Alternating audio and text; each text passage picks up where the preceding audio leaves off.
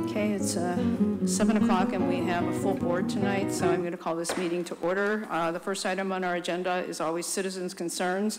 Anybody who has any issues to raise that are not on tonight's agenda may go to the mic in front of the room and speak your piece. All right, the next item is Chairman's update. We did have an executive session starting at 6 o'clock to provide an update to the full board by the representatives to the settlement negotiations about Nagog Pond, and more to come later on. Sad news over the weekend, longtime resident Clint Seward died. I know he had serious health challenges in the past several years, so I hadn't seen him much. Our politics were really different, but he was always very courtly, very gentlemanly. And yes, Seward, he's a distant relative of President Lincoln's Secretary of State, and who was also a former New York Governor, William Seward. And Clint was also a veteran. So sad news and condolences to his family. In the news a lot was the resignation from the Acton-Boxborough School Committee of Christina Ricklick.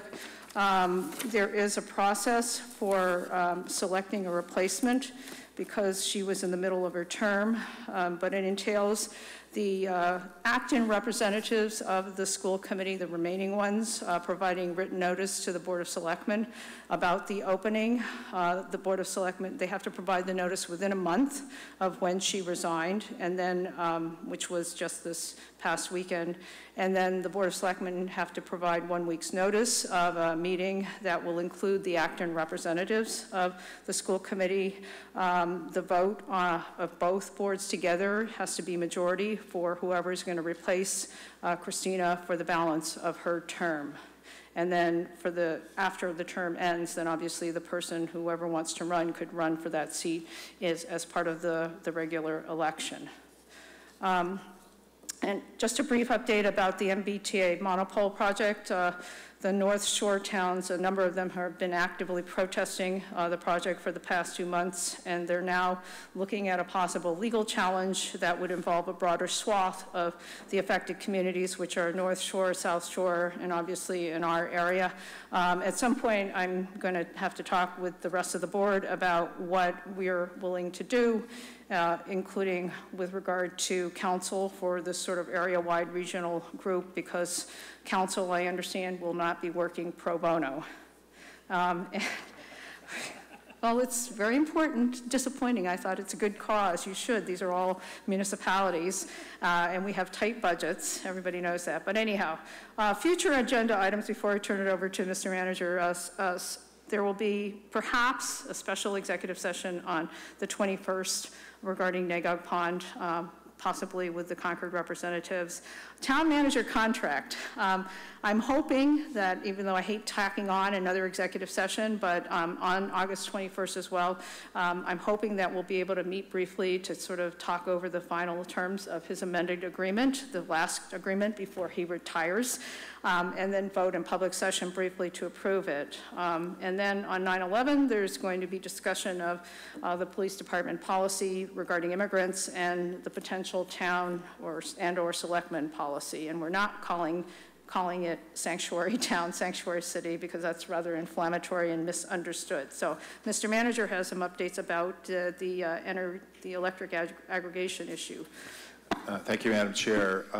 We are about ready to commence our rollout on the electric aggregation. Mailings will be going out to all town households on the 16th of August, explaining the program, explaining if people want to opt out, how they would go about doing that. We're going to be holding 3 informational sessions. The first one being on August 31st at 7 p.m. in this room at Town Hall. Also Thursday, September 7th at 7 p.m. also here in room 204 in Town Hall. And finally, Tuesday, September 12th at 1 p.m., which will be at the Senior Center, hopefully at the new Senior Center on September 12th. So also this Friday, I will be recording a television show with Marlena Patton of our consultants on the project, Peregrine, basically do an FAQ kind of interview session on electric aggregation. So the plan is to have the new aggregation system in place September 17th. Kind of on a similar note, we have written a letter to the director of the Consumer Division of the Massachusetts Department of Public Utilities, filing a formal complaint against an electric supplier called Clean Choice Energy. I guess last month they sent out letters to a lot of Acton residents, and the insinuation was that they were representing the town of Acton. So Green Acton and Jim Snyder Grant had called our attention to that, so we have sent that letter off in protest.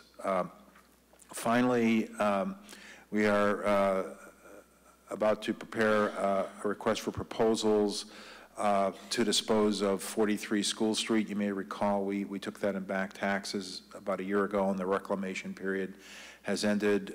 You also may recall that at annual town meeting, a warrant article passed that directed the board to dispose of the property for affordable housing purposes.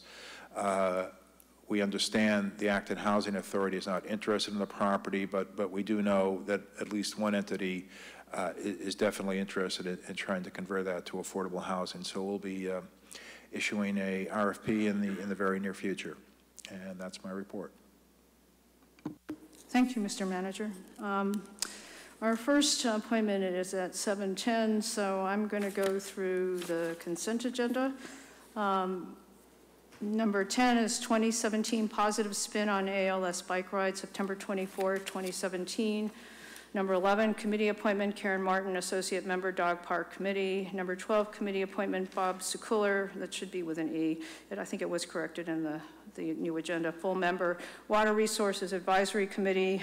Number 13, committee appointments, Joanne Becerra, Ann Chang, Peter Henry, Gary McCarthy, Samuel Rice, West Acton Sewer Action Advisory Committee at-large members. Item 14, one-day alcoholic beverage license, Jana Gilpatrick, Narra Park, September 10, 2017. Item 15, request for waiver of fees, Bridge to Turkey fundraising race, September 10, 2017. Item 16, accept gifts, Council on Aging, board to accept a gift totaling $2,750 to be utilized for building furnishings for the new senior center. Item 17, accept gift, Recreation Department, board to accept a gift totaling $500 from Technology Point Properties for funding a new recreation facility and playground at Jones Field. And item 18, accept gift, Recreation Department, board to accept a gift totaling $1,000 from True West Brewing Company for funding a new recreation facility and playground at Jones Field. And number 19, request to dispose of obsolete items, Acton Memorial Library. Motion to approve. Second. Katie moves, Jones second. Any further discussion? All those in favor say aye. Aye. Aye. Opposed, abstaining. And well, I guess we could set up for the common victual license at 7:10 p.m. It's IC Acton LLC doing business as 7-Eleven. Is somebody here representing? Hi. You have a choice. You can stand at the microphone in the front, or you could sit there. And for the mic at the front, make sure you push the button on the base so that it's lit, so that it's on. And if you want to just introduce yourselves and briefly describe what you are doing or seeking. My name is Mike Aboud, the owner of Prior Tedeschi Food Shop in 75 Great Road in Acton. And technically what we're doing now is just changing the name from Tedeschi Food Shop to 7-Eleven, since 7-Eleven bought Tedeschi Food Shops 2 years ago. And we did renovate the store to have the new look for 7-Eleven. And now we're doing business as 7-Eleven, not Tedeschi's. And Phil Goodwin is the representative from 7-Eleven as well. Okay. All right. Are there any questions from the board? Does somebody want to make a motion? I move to approve the common victual license for IC Acton LLC doing business as 7-Eleven. Second. Can I interfere? Sure. I forgot to read the notice. Oh, yep. The Acton Board of Selectmen, this is sort of backwards, sorry. The Acton Board of Selectmen will hold a public hearing on August 7, 2017 at 7:10 p.m. in the Francis Faulkner Hearing Room 204 at the Town Hall, 472 Main Street, Acton, on the application of IC Acton LLC doing business as 7-Eleven at 75 Great Road, Acton, Mass. Under Section 140 of the Mass General Laws for a common victualler license. The application may be inspected at Town Hall during normal business hours, anyhow. So now we have a motion and a second. Is there any further discussion? Are there any questions from the audience or comments? Okay, all those in favor say aye. Aye. Opposed, abstaining. Thank you. Thank you. Congratulations.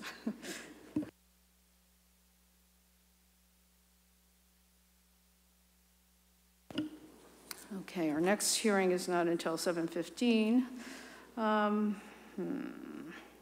Okay, why don't we do under Selectmen's business? Item number 7, this is associated with my West Acton Sewer Action Advisory Committee business. It's amendment of the charge to authorize 9 voting positions and omit the 2 associate positions. The reason I'm requesting this is because this is really not a standing committee. This is a committee for a certain purpose, and once I think they're done, I assume that they will be dissolved. Typically, we have associate positions when a committee is going to be ongoing, and it's a good training opportunity for somebody who's inexperienced to get up to speed. But with this, it would be very difficult for me to pick among the 4 representatives of other committees. I would pick myself to be an associate because I think I probably know less than everybody else about sewering, but then the 5 people we just appointed, a number of whom are civil engineers and know far more about sewering than I do. So I just want them to all be on even keel because I would have to otherwise figure out who's going to be the 2 associates and who's going to be voting, and I think that that's going to be really arbitrary and potentially unfair. So I would appreciate a motion to approve. So moved. Second. Does somebody have comments or questions? Yeah. Tara Fredericks, West Acton. I'm curious, I'm not opposed to increasing to 9, but I'm concerned.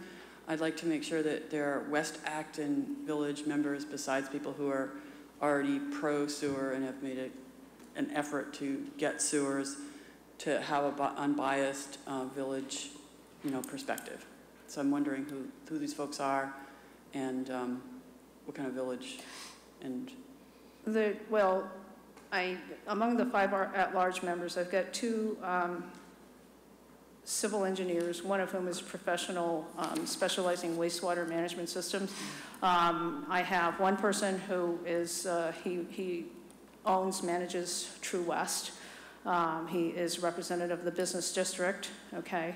I have somebody, Joanne Becerra, who has in the past worked for DP. She's worked for a lot of environmental issues. She's very sharp. I don't know that she's prone one way or the other with regard to sewering. And then I have, I think it was Ann Chang, who was on the prior sewer committee, which was one of her qualifications. So and Joanne and the True West person have been working very hard to convince people that they want and need sewers. I'd like to know, A, if there are some people that aren't as committed to sewers, but you kind of answered that, but at least is there any residents in West Acton? Joanne lives in West Joanne Acton. is a West Acton resident, and you have JD, and then you have the people who represented the boards. AB is represented by JD Head. You've got the planning board. There's somebody named, I forgot what his name is, but anyhow, he's fairly new to me. Then you have FinCom. You have Dave Wellinghoff. I have no idea where he stands on sewers. Okay, and then I'm on the board, and I am not disposed one way or the other to sewering. I didn't realize Joanne lived in West Acton as well. Excuse me? I didn't realize Joanne lived in West Acton. Yeah, she lives on Church Street. Okay, thanks. Yeah. Okay. Anyhow, so we have moved and seconded, and I've already forgotten who moved and seconded, but is there any further discussion? Any other comments from the audience? Okay, all those in favor say aye. Aye. Opposed, abstaining, thank you very much. And now, 7:15 p.m., and I've got to find Okay, there's no notice, this is not a hearing, all right. Nature's Remedy, medical marijuana dispensary presentation. Is there somebody here presenting? Great. Do you have a slide presentation? Is that? We do, I think it's... Okay, I guess Lisa will help you set up. Oh, yeah. We have some handouts as well. Oh, boy. We like visual aids. Well, these are the same handouts that are on the screen. Oh, okay. So. Very, very glossy, very nice. Very fancy. Thank you. Well, Forward back. so to your presentation, sir. Thank you. Okay. Well, thank you, Madam Chair. Fellow board members and staff, thank you for allowing us to come here tonight. We're very excited to be here. We appreciate your time and your efforts as well. You've all had this in front of you for the past handful of days, so I'll try to go through it fairly quickly because you've all read through it, but for the benefit of the public, we'll go through each individual slide, and I'll just give an excerpt on each slide. But the mission of Nature's Remedy is to provide high-quality, consistently dosed, and accurately tested labeled marijuana for medical purposes to registered patients and caregivers at the most affordable price possible. We're going to offer a wide variety of products and services to meet the unique needs of each registered patient. Much of our ability to perform these goals is because of our team and their backgrounds and our state-of-the-art processing and cultivation facility, which is going to be located in Grafton, and we're hoping to break ground in that location in September of this year. Just to go through our executive team fairly quickly. It's myself. I've owned and operated a construction company for the past 26 years. I've served on a board of directors of a nonprofit children's home for the past 7 years. I've also owned a restaurant, a 250-seat restaurant. But before I got into this business, and about 3 years ago, before Massachusetts began this phase of its program, I immersed myself in the Maine medical marijuana program that began as far back as 1999. I joined an association that represented Maine's patients and caregivers. Maine's program is unlike Massachusetts. It allows caregivers to grow for their patients. But it was a chance for myself to see firsthand and to meet with patients that were benefiting from cannabis. And so that's really how the impetus of Nature's Remedy began and started. Also with me tonight is John Brady. He's, among his many accolades, he's served as CEO of a public traded agricultural biotech firm for the last 11 years, and he's also a pioneer of fertilizers and consulting for the cannabis industry. Our two other individuals that have been extremely helpful in the process of finding real estate are David Miller and Jeff Bilodeau. These two guys are with me tonight as well. They understand the importance of creating a good working relationship within the community. They've helped organize department head meetings here in Acton, which turned out to be an opportunity for department heads to get a chance to know and understand us. And to get a chance to understand our business. I think by the end of the meeting, we assured the board of our capabilities and our commitment to operating a safe dispensary. We're always open up for these kind of exchanges with anybody in the community, really at any time. Additional management team, we have our own CPA, we have our own registered nurse, our own security, director of security. He has 45 years of experience in law enforcement. Rachel Topping, she is a director of cultivation. She is also a patient. Tom Halfley, our chief horticulture officer. He has a degree in horticulture and has spent many years tuning his qualifications with no other than DuPont as a grower and a researcher.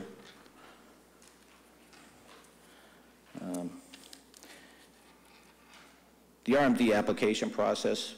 Nature's Remedy is currently working on 3 applications with the Mass Department of Public Health to operate RMDs. 3 is the most allowed by Massachusetts law currently. We're currently in Grafton and Millbury. Grafton is where we plan on co-locating. We'll be doing our dispensary there as well as a growing facility, which will be our state-of-the-art greenhouse. And processing will be taking place there as well. Millbury is a raw piece of land which we'll be building a retail location. It's right on Route 146. In both those cases, we're in the pre-construction phase right now, so We're doing architectural and design work. One question that you may have before we go much further is that you already have one dispensary in town. Why might you need another one? And as I understand it, they'll be focusing on home delivery. The other group that's here. We'll be focusing. On the other hand, we'll be investing in a physical dispensary that's going to have easy access. There won't be any appointments necessary. It's going to have a patient conference room for consultations. There'll be literature racks. It's going to be a nice experience for the patient that comes in. And I just want to clarify, I mean, these are literature racks, and they're not literature to help us sell. They're literature to help inform and to educate the patient. And just here, we just wanted to show that these are our provisional certificates of registration for both Millbury and Grafton.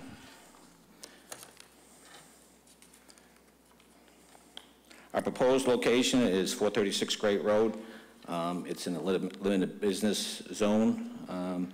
Nature's Remedy has secured a 7-year optional lease. It's about 2,500 square feet. And as we go through the process, we're going to work very closely with the town of Acton and ensure that the proposed RMD is in full compliance with all your zoning bylaws. Security, which we, is the utmost importance for us, and I'm sure for you and for the department heads that we met. Only registered patients and caregivers, agents, and other authorized visitors will be allowed access to the RMD. Unless you have a card, you will not be allowed in. So a patient could come to the dispensary, and they could come with their child. The child is not allowed in, their spouse is not allowed in, their girlfriend's not allowed in, only the person that has that card. So they'll have to go to the door with their card and with their ID, and at that point they'll be checked through. Any person entering the facility must proceed through a secure vestibule and present an appropriate ID before being admitted. We're going to have high-definition cameras throughout. There'll be clear color IDs of all persons with dated timestamps. Still images may be obtained from all video recordings. We're going to have motion detectors placed on the outside of the building as well. And these are motion detector cameras, so if an alarm is set off, it will keep responders from responding to a false alarm, because it's actually going to have a camera. So you'll be able, the person, the people that would be viewing the cameras will know if it's an animal or just people parking or whatever. And we plan on working closely with Acton officials and Chief Richard Burrows to ensure the security of the facility and the surrounding area. And one other note too is in this building we're going to create and build a vault. So at the end of each day, all the product leaves the shelves, goes in the vault, vault's closed. So if somebody wants to come in the middle of the night and steal something, there is nothing to take. Short of a Sherman tank coming through the building, they're not going to get anything.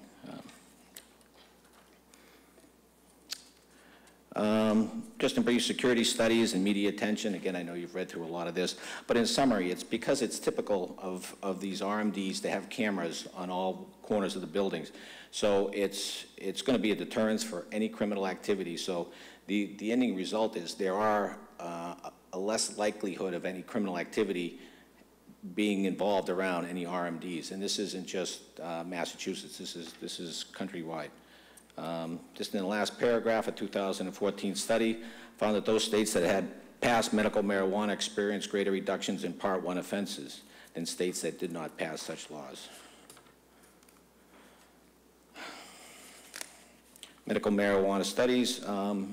Again, medical marijuana is being used as a substitute to help people to wean off prescription narcotic drugs. There's an American Medical Association study published in 2014 that reported states that enacted medical cannabis had a 24% lower opioid overdose mortality rate compared with states without cannabis laws. In Colorado, youth marijuana remains relatively unchanged since the implementation of medical and non-medical laws. And typically, physicians in medical marijuana states prescribe almost 2,000 fewer doses of painkillers in a given year in comparison to states without medical laws. Benefits to your town. Jobs, we plan on adding somewhere in the range of 5 to 15 full-time jobs, probably in around 8 to 10. In addition to employing local contractors and other services, we've got to put a lot of money into that building to bring it up to grade, or to bring it up to current code and in the way that we want to make it look inside. We have a community host agreement. We've reviewed this with your town manager and your economic development director. It's now in the hands of your town solicitor. Taxes, we currently are a non-for-profit, but we are not a 501c3. We pay all our taxes. There's nothing that we're not trying to pay here because of our nonprofit status. Control, DPH has a comprehensive security requirement, but the Action Police Department and other town departments will have oversight as well. Access, this is going to give access to safe, reliable medicine for patients in the area. And responsibility, I think this is a big thing on our part, is that Nature's Remedy is comprised of professionals who have undergone multiple rounds of background checks and DPH scrutiny. And in closing, I mean, we're humbly requesting a letter of support so we can continue through the application process. And I guess one thing I'd like to hit upon before I close out, and that is, the question that's probably on your minds is, do we intend to sell recreationally when that comes around? The answer is, we're not sure. The legislature is likely taking a minimum of another 6 months to decide the details of this adult use law. But to help circumvent this void, we have contractually agreed in writing to come before you again to ask permission if that was something we ever decided to do. And this agreement is in the host agreement that we've already gone over with your town manager and the city solicitor and your economic development director. This is the same agreement that we have in Millbury and Grafton. They requested pretty much the same type of language that you want to protect yourself in these agreements. So, thank you very much. I hope I covered a lot of ground. I'm sure you have questions. Well, thank you very much, Mr. Carr, and thank you to your colleagues as well. Yeah, it's been a while since we heard our very first application, but no, it's interesting, and there are good reasons for it. I was interested to hear because I was wondering, because of the opioid crisis, whether there was some benefit to having medical marijuana to address it, and it looks as if your slide covers that pretty clearly, which is for me good to know, because that has been a problem nationwide, and maybe a positive to tout with regard to medical marijuana. But I'm going to open it up. The way it works is I open it up to my colleagues to ask questions and make comments, and then I'll open up to the audience, and then after that you'll be exhausted. But and anyhow, Katie. Sure, thank you, Mr. Carr, for coming tonight. Yes, you answered one of my main questions about whether you'll do recreational. I think that makes sense, and appreciate you agreeing to come back before us if you are to move in that direction. In the facility or the spot that you have on 436 Great Road, are there other businesses in this building, or will you own the entire building? We're just taking 50% of the building. The other half has a tenant in it currently. Okay, and what is that business right now? It's laser surgery. It's okay. A laser surgery building. Oh, okay, so maybe if they need a little something after their surgery. Okay, I just wanted to make sure that it's sort of, businesses that would work well together. It's not, something inappropriate. I guess, it probably means in the future that it limits a little bit what can go in that other 50% if that laser surgery is supposed to, ever moves, but that's clearly up to your landlord, and if they're comfortable with it, that's fine. Do you have sites in the other two towns right now that you have, that you either own or are leasing? We do. Okay. In Grafton, our location is 8 Millennium Drive. It's an industrial park. Is where the old state hospital used to be. But anyways, they've changed that whole area into an industrial park. But we have 10 acres there for our greenhouse. Okay, and yeah, you have all the approvals and things with the town to do growing there. We do. We've made it all the way through. Their application process is a little bit different than here. We've had to go through site plan approval. Well, we'd have to go through it anyways because it's a brand new building. But so, yes, we've been through like, I don't know, 2 or 3 planning board meetings, and they've already started writing the approval. Our next meeting is, I believe, next week, and it's pretty much a meeting just to sign the plans that are being completed. So we're hopeful for that. And then in Millbury, the address is 266 North Main Street, Millbury. That's also a raw piece of land which we plan on building, and we're going through. We've already been approved there. We've already received a letter of support from the town, and we're going through they've got to do the same thing there because it's a new building site plan approval. So we're in the middle of that as well. Okay, and then just considering that you're building a new building and then have to grow the plants and everything, what is the sort of time frame for when you would actually be opening this dispensary and selling? That's a really good question, and the way we're hoping to. I got to knock on wood. I hope this thing is.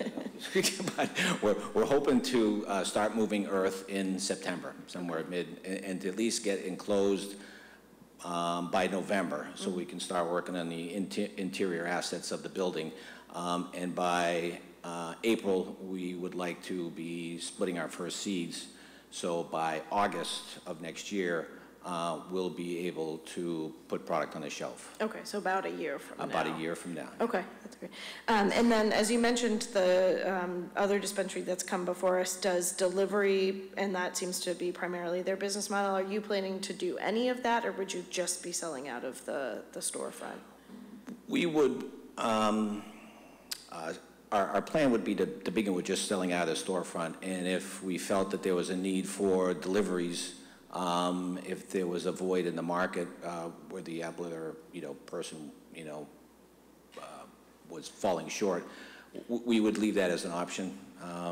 I can't say for sure if that would be a good thing for us to do or not. Certainly we can do it.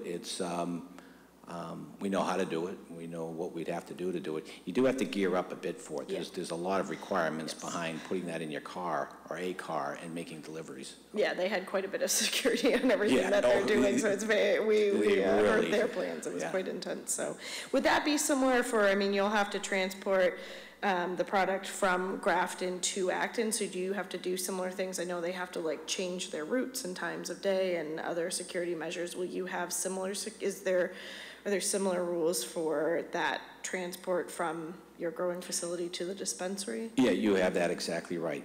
We have to follow those guidelines. They're set up by the Department of Public Health, and we will just do exactly what they tell us to do and how they do it. And it's in a non-marked car, just a really indiscreet looking vehicle. They're not vans. The product doesn't take up a lot of room, so it can just be in a standard automobile. And yeah, the deliveries will come in through a back door. We'll drive into the site, and like you said, on different hours, different times of the day, no set schedule, or we'll know the schedule, but and then this might be a question for Selby, but I just had a question about the community host agreement, and if you can tell us kind of any general outlines of that, and does it make sense to approve a letter of support or non-opposition before having the community host agreement finalized? Well, I might let Selby offer some input on that, but he does have, it is in the hands of your solicitor at this point. Again, it's the identical one that we're using in Millbury, and part of that is you get, I think it's 1.5 or 1.25% of our gross revenue, and there's minimums along the way that we have to meet. You do allow us a startup. Year one, I believe, is $25,000. Year one is a minimum of $25,000. Year two is a minimum of $50,000. Year three is a minimum of $75,000. And it's a percentage of sales. But what's important is what's inside this agreement. Let me just go back. I'm going to grab because I have it redlined, and I knew I was going to get this question, so I want to be able to.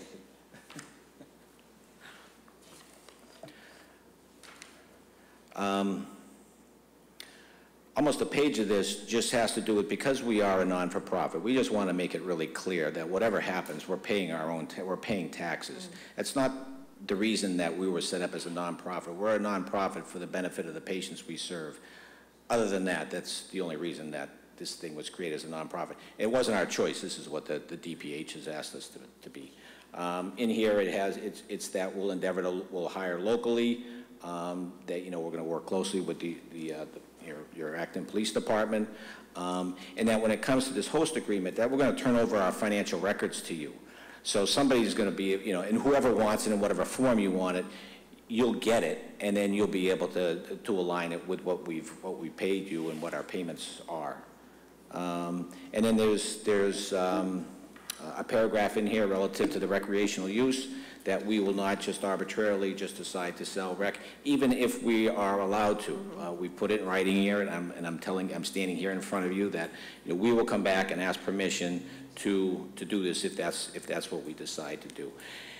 And it would be really difficult for us to do this with all the input that we need from the department heads, the amount of oversight that you folks have on us.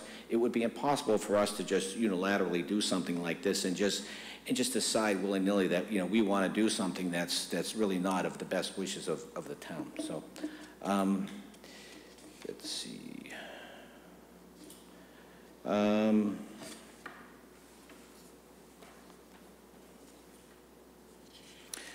The other thing, if say, for instance, in Millbury, we decided to give Millbury an additional point.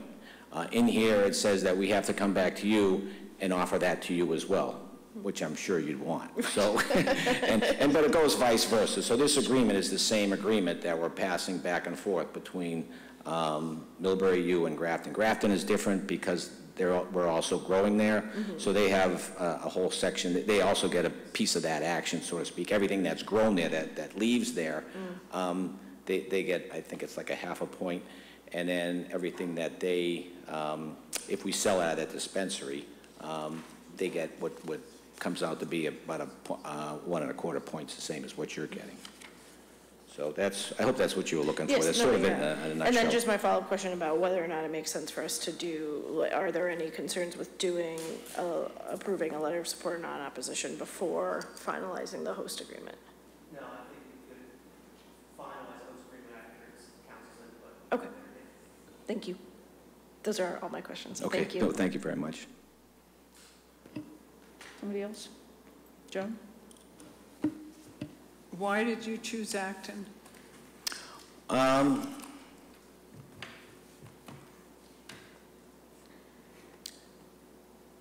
Its location, I think, is important to have access for what we do. In the state right now, there's some 30,000 patients, and currently there's only 11 dispensaries open. So communities like Acton don't have places to go to get medicine. So that's we're here because this seems to be where patients are and where patients are in need. They feel in about another 2 years that patient count will be getting close to 100,000 people. So and people like us aren't coming online very quickly. It's very hard to get established and get up and going. It's even more difficult to find the kind of financing you need to make these projects work. So that's why we think we're in need here, really. Thank you. Peter? Okay, thank you. On your first slide, you talk about Nature's Remedy leverages its nonprofit experience to create a community-focused operation that will give back through a variety of charitable endeavors. Can you give us some examples of those charitable endeavors and the community focus? Well, the community focus just comes from who we are, and we have to be that way because of what we do and because of the product that we sell. We're going to be under a lot of scrutiny. So we just want to show that we're regular guys, we're business guys, we're not your typical marijuana type people, and for us to coexist, we need to be good neighbors. It's part of the equation for us. So what will we be doing? a lot of that will come from you as we land here and we see needs and we see ways we can help.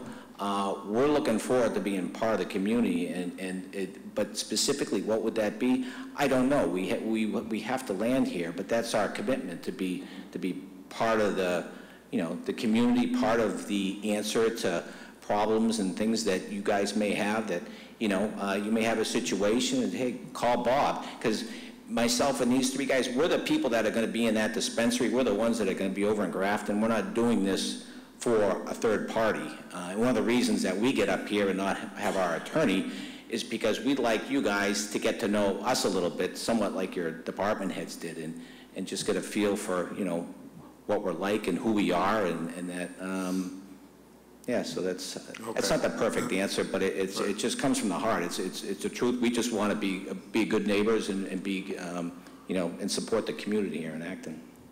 And the same with charitable endeavors that would contemplate contributions to, say, United Way or other local charities? Well, a lot of that has to do with the host agreement. The host agreement is part of that charitable contribution. Certainly, there's going to be more that we need and we have to do and that we want to do. Okay, we haven't seen the host agreement yet, so, I mean, it's town staff has, obviously, council, I guess, is looking at it, but the selectmen haven't seen it yet. So right, but that's money that you do as you wish as a committee, and we feel that, well, after 3 or 4 years, you should be averaging $100,000 just from that, never mind, what we pay in, well, I guess employment taxes don't come your way, but the property taxes, that's all part of it. So, actually, if I remember right, from the other company that came before us several years ago, and they haven't started business yet, but they committed to providing, none of this is covered by insurance, so I think they committed to providing medicine to indigent patients for free.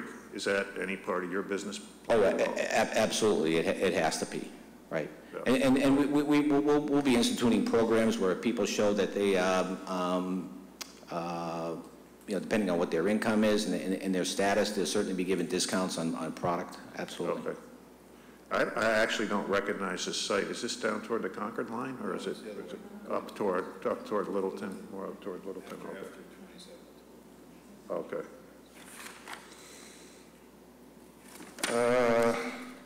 So it's entirely a cash. Do you take credit cards or checks, or is it entirely a cash operation, I think? No, well, up to a year ago it was, but Century Bank, a family-owned bank in Massachusetts, has made our life a lot easier, and have put together a state-of-the-art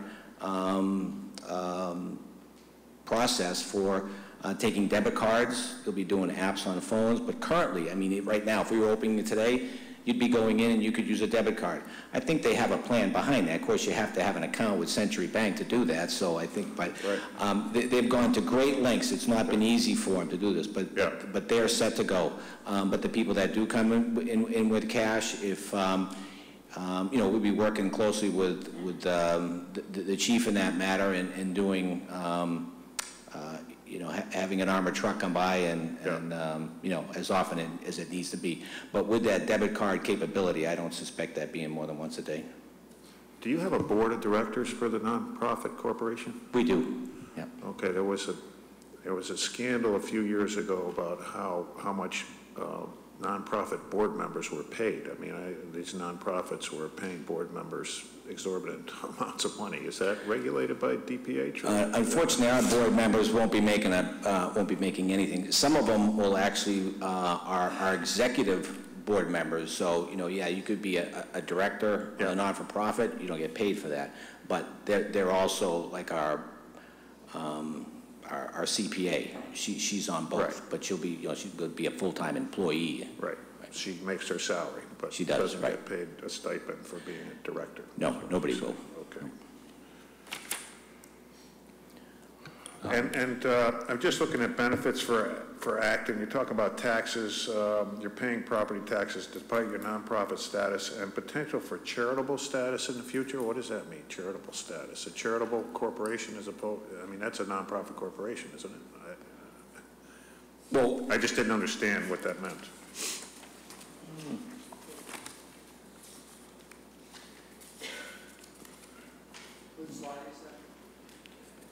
Like the second to last one, I think. HMA commits to paying property taxes. Under benefits to Acton, yeah, it's, I guess it is the second to the last slide. Under taxes.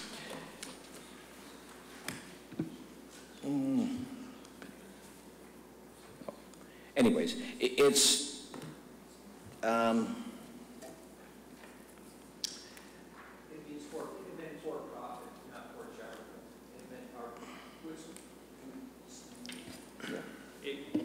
this is John Brady. He's my chief operating officer. Okay. Thank you. Okay, it's a typo. It should be for-profit status. So just recently, the governor signed a bill enacting that reconfigured the entire process. And it was basically to regulate the adult use market, Right. but in that, they also brought along the not-for-profit business. And they said, effective in this law, it wouldn't make sense to have half of the business in the state for-profit and the other not. So they lumped it all under one bill. And now this not-for-profit will become for-profit. It really has no effect on our discussion today. It makes our lives stop being a headache because of everything. Because in effect, we are a charitable operation, but we act as if we're, you know, you look like a duck, you quack like a duck, you are a duck. We pay taxes, we do everything that a for-profit business does, except we're lumped into as a not-for-profit. And so that ties up money, how is money moved. It can only come into the operation as a loan to avoid everything that you talked about, because in the early days there was abuse. Directors were coming in paying themselves $200,000, $300,000, $400,000 and all of that. And so the state said, instead of having this sham that goes on a lot of times. Now Bob and I, unfortunately, Bob and I don't even get a paycheck, but every week we write checks. This thing is going to cost us $10.2 million to build. So, you know, Bob and I see checks going out. I have yet to see something come in. Bob promises me someday I may get paid. But right now, that's... We have investors. I don't want you to think that as a construction guy that I got that kind of money in the bank. No, but we do have a commitment. The one thing we do want to say is we do have a commitment for the funds to build it. And a lot of people come into towns and they ask for this letter of non-opposition. They tie up sites, and then they don't have the money to build, and this has happened throughout the state of Massachusetts, and other people that can build and can pay the host agreements can't get into town because somebody is sitting like a duck on an egg sites, and there's nothing that says they have to leave those sites. So we do have the money to build this. Okay, I don't have any further questions. I would just comment that in order to be, there is a process that the town has to go through, and I may be wrong about this. I'm understanding in Acton it would, under the current legislation, require a ballot initiative to allow recreational facilities to... Recreational wouldn't, because it passed with a majority in Acton, so it actually, our board could do that, but they're not applying for recreational. This is medicinal, so we wouldn't have to go through any of that. Right, I understand that, but there is a they can't just, it's like he says, they can't just declare themselves recreational, you know. Correct, but it doesn't actually have to go to the ballot in Acton, but. And we'll cross that bridge when we come to it. Ching Sung, did you have some questions coming? No, I just had some very short comments. You know, thank you for coming here, and you know, personally, I think that these kinds of facilities are great. I have no issues with the continued sale and use of marijuana, both as a medicinal drug and as a recreational drug. I don't think it's any worse than alcohol. So I don't believe any current regulations should be more extensive than we use for liquor. So from that perspective, you know, I hope that you're successful in opening in the next year, and I look forward to having you in town. Thank you. All right, well, it's, everybody else has asked the questions that I wanted to say. I have to say that when you mentioned that you're business people, I just thought, yeah, these guys are suits, and it was, you know, because, you know, the stereotype is Cheech and Chong, you know, it just, I thought, well, it's very reassuring, because I remember, you know, I practiced law at a time, and I remember there was this period where everybody was catering to the high-tech companies and trying to dress down, and some of the high-tech guys said, you know, we're dressed like slobs, but we don't want our attorneys and our bankers to look like us. We want them to be wearing the suits and all that. So anyhow, it's very reassuring. I guess what you're looking for from us at this point is a letter of support, or what is it, opposition. So I don't know what the board's pleasure is. Do you want to do public first? Oh, yes, that's right. I should ask for public. Any comments, questions from the public? I think you're going to have to share the microphone with some folks. Tara Fredericks, West Acton. I think I'm in total favor of this. I feel Chin Sung has said, I'm not opposed to medical or recreational marijuana. I support the use of it for people who want to. But I do have a lot of questions. So first of all, I'm fielding mostly questions from other people that have written into me about this. The concern about big pot, industrialized, institutionalized pot, GMO pot, shutting out small growers, and so it looks like this is a pretty small operation, but the idea of investors leads me to believe that it's going to grow, and so I'm concerned about putting up hurdles to local farmers that may want to sell in the future. So I don't know if they have any comment about how that will work. I hope you have local suppliers. I'm John Brady. I'm Tara. Nice to meet you. Tara. It's a good question, and you're looking at nature's remedy right here, Bob and I. This is it, and we have a couple people that work with us also. But this venture is very difficult to get into, even at a small level. I have so many people that stop me on a regular basis and know we're in the business and say, how do I get into it? Unfortunately, even at a small level, it costs, if you were to find a facility to lease and make it economically viable, it's going to cost you, even in a 5,000 square foot facility, it's going to cost you about $500,000 to get into the business, because the lights are very expensive, the infrastructure, security is incredibly expensive. Sorry, I wasn't asking you if I could be a supplier. I was asking you if you had room for local suppliers. Sure, local suppliers, yeah. Yes. Okay, that's all. Oh, I thought you said people, were we putting up barriers for small growers to get in? To prevent having hurdles for local Oh, farmers. no. We usually don't allow a back and forth just between two people. Sorry. So can you address yourselves to the board Okay. and not just the two of you talk? Okay, great. So the issue is local suppliers, we can't buy things from local farmers. They can't grow product. You have to be registered by the state. So in order to, yes, we would like to buy local, but I can't tell you that we cannot buy cannabis from outside of our own facility. It's a closed loop in Massachusetts. You can only sell what you grow. You can only sell what you make. Massachusetts does not allow wholesale in the industry. Thank you. My next question, I think, is for Selby. I've been following this in the paper, and there's talk, and I don't know if it was just talk about the legislature and what they were considering, but there was talk about 5% up to 22%, and I don't know if that's what the legislation that they're talking about, or whether the other towns are getting 5 and 20%. That's recreational, Tara. That's recreational. Okay, sorry. And then I had this concern about the mention of biotech, nothing personal, but the idea of having organic option. I was very concerned about that, and I hope that they plan to do so. I'm in charge of cultivation. So the opportunity is that we will be 100% organic in our pesticide and our insecticide regime.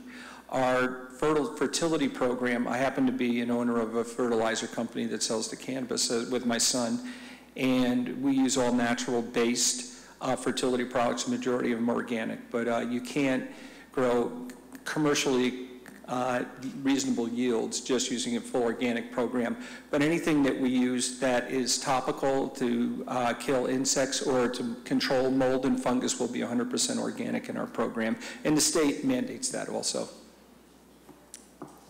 Thank you, because we have concerns about pharmaceuticals and things that are going into our water supply. The question, this might be for Steve, I don't know, the nonprofit status.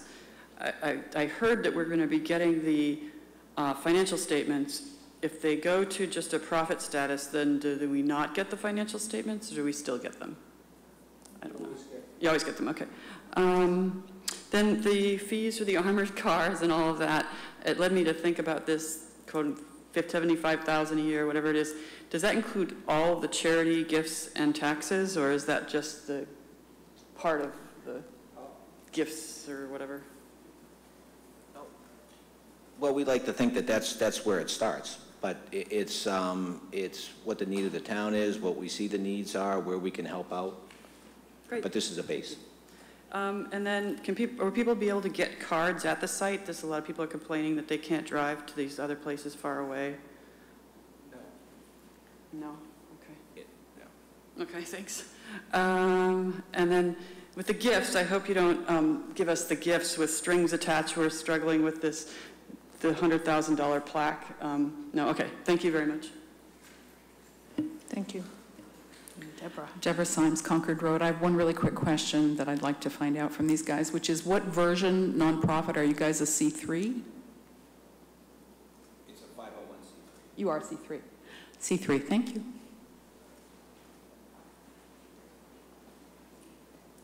So I'd just like to clarify the classification. That was Give your name, please. Jill Schaefer. So the facility going in at 18 Powder Mill Road is a large retail facility. The delivery is a byproduct and it's a bonus. And the reason that the group wanted to do free delivery is for the indigent and the consumers that could not afford medicine. So the actual 18 Powder Mill Road facility is that old wine store with the big front, the facade. That whole front is a retail facility. It's not a delivery only. That's just a bonus to that RMD that they have the capability to deliver, and they have the capability to deliver for free. Thank you. Okay, thank you. Any other comments, questions from the audience? Go ahead. I apologize. That was my error. We had looked through the past notes of the meeting, and we thought that that's what was discussed at the meeting. Thank you. All right, now it looks like the audience is done. Maybe we need to decide what we want to do, which, as I know, I think the first one we did yeah. I wasn't here then. What, no, this. Last one, we did a letter of non-opposition. You can do a letter of support or a letter of non-opposition or nothing. Last time we did a letter of non-opposition. So the question is, what do we want to do this time? Personally, I'm fine with either a letter of non-opposition or a letter of support. As am I. Anybody else? I'm sorry, what was that? Was that a motion? Do you want to do a letter of non-opposition or do you want to do a letter of support? The first business that we licensed or heard from, we did a letter of non-opposition, which is, maybe it's a little more muted, but okay. Do you have a preference? Yeah, I had another question about the host agreement. I mean, I'm a little uncomfortable, sending either letter without having seen the thing. Town's Economic Development Director is recommending it. We will have another opportunity to negotiate it still? I mean, assuming when it comes to us, we'll get to read it and decide whether we want to try to add something? Yeah, I think you do the letter first, then we're going to deal with the host agreement, and then I think the site plan and all that stuff. That's sort of the timeline that I see. And to be perfectly honest, I have not sent this to council yet because I didn't want to spend town resources having council review something that they wouldn't have to review if you didn't vote for a letter of support or non-opposition. I mean, with the level of information we have right now, I'm more comfortable with a letter of non-opposition than actual support. But yeah, I think technically, legally, it doesn't make any difference. They still can move forward with their process, whichever one they say, right. So, any other preferences or? I don't really have an established preference.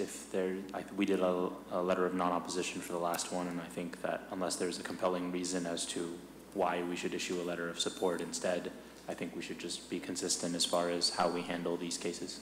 Okay, does somebody want to make a Make motion? a motion to approve a letter of non-opposition for the Nature's Remedy Medical Marijuana Dispensary Is there a second? application. Second. Okay, Katie moves and Ching Sung seconds. Any further discussion? All those in favor say aye. Aye. Opposed? No. Abstaining? Okay, Joan, okay, so four pro, 1 con, and no abstaining. Thank you. Thank you. Oh, we look forward to hearing from you later, I guess. Thank you. All right. Transfer station sticker fee. Mr. York, you're up. And I assume this will be quick, right?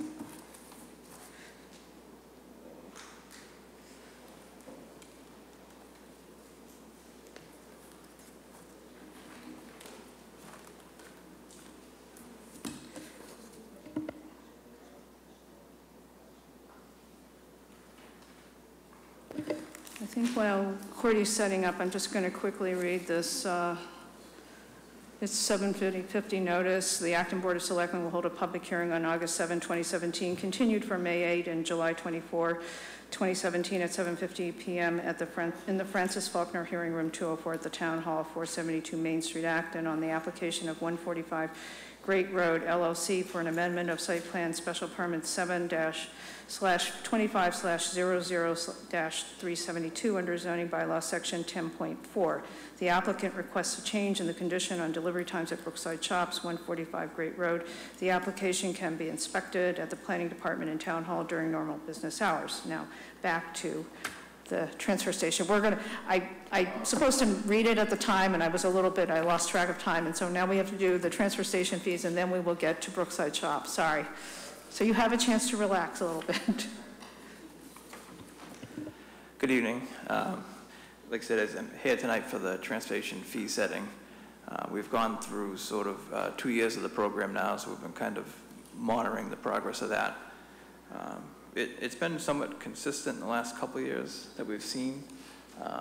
As far as going through the different aspects of it, we've looked at the trash, especially the last couple of years. They've stayed pretty consistent pre and post. We've been seeing an average of about 37% reduction in the trash month to month. With the 2 years, they've stayed pretty consistent with what we see coming in. As far as recycling, it's somewhat similar. The mixed paper, we saw a big increase, and it's been staying pretty consistent. With the commingled material, it's a little bit all over the place. I'm not quite sure, but I'm hearing that from other communities as well. Actually, some communities are seeing a downturn, and there's nothing that people can really put their finger on yet of what's happening. The other piece that we sort of look at is the sticker sales of who's coming in. So we've been looking at that. Between pre and post, we saw a decrease sort of in the non-senior full access sticker, and we've seen an increase in the senior full access stickers. So that was pretty consistent pre and post, and then for the 2 years of the pay-as-you-throw, it was somewhat consistent as far as those numbers staying together. Overall, the recycling has seen a huge increase, which in a way it's helped what we see coming in for revenue from that in amongst the markets have come back now. So a lot of the material costs that we were getting had really taken a dive. Those are starting to come back. So we've sort of seen a big upswing in the revenue, which is helping with this program as well. We've been tracking the bag sales, mostly so we can kind of see what sort of the unit price is, because when we set the bag prices, it's looking at that bag and how much it would cost to handle it through the process. So knowing this, we can kind of equate the cost of handling that particular bag of trash and working out what the costs are. The benefit this year that we saw was with the increase in the revenue from recycling, it has helped to offset the costs, so that what we're looking at for the third year in a row is we're asking for no changes to the fees. It did help to offset the fee structures that we have set, so we wouldn't need to seek an increase for this year. In talking with the staff, there's been a couple things that have come up that we're also asking for as sort of a pilot program through the train station. One thing that staff routinely gets is they get calls or people stopping in from out of town that have an interest in using the facility.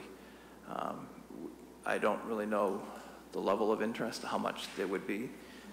So we were looking to possibly do a pilot program next year to sort of gauge who would come.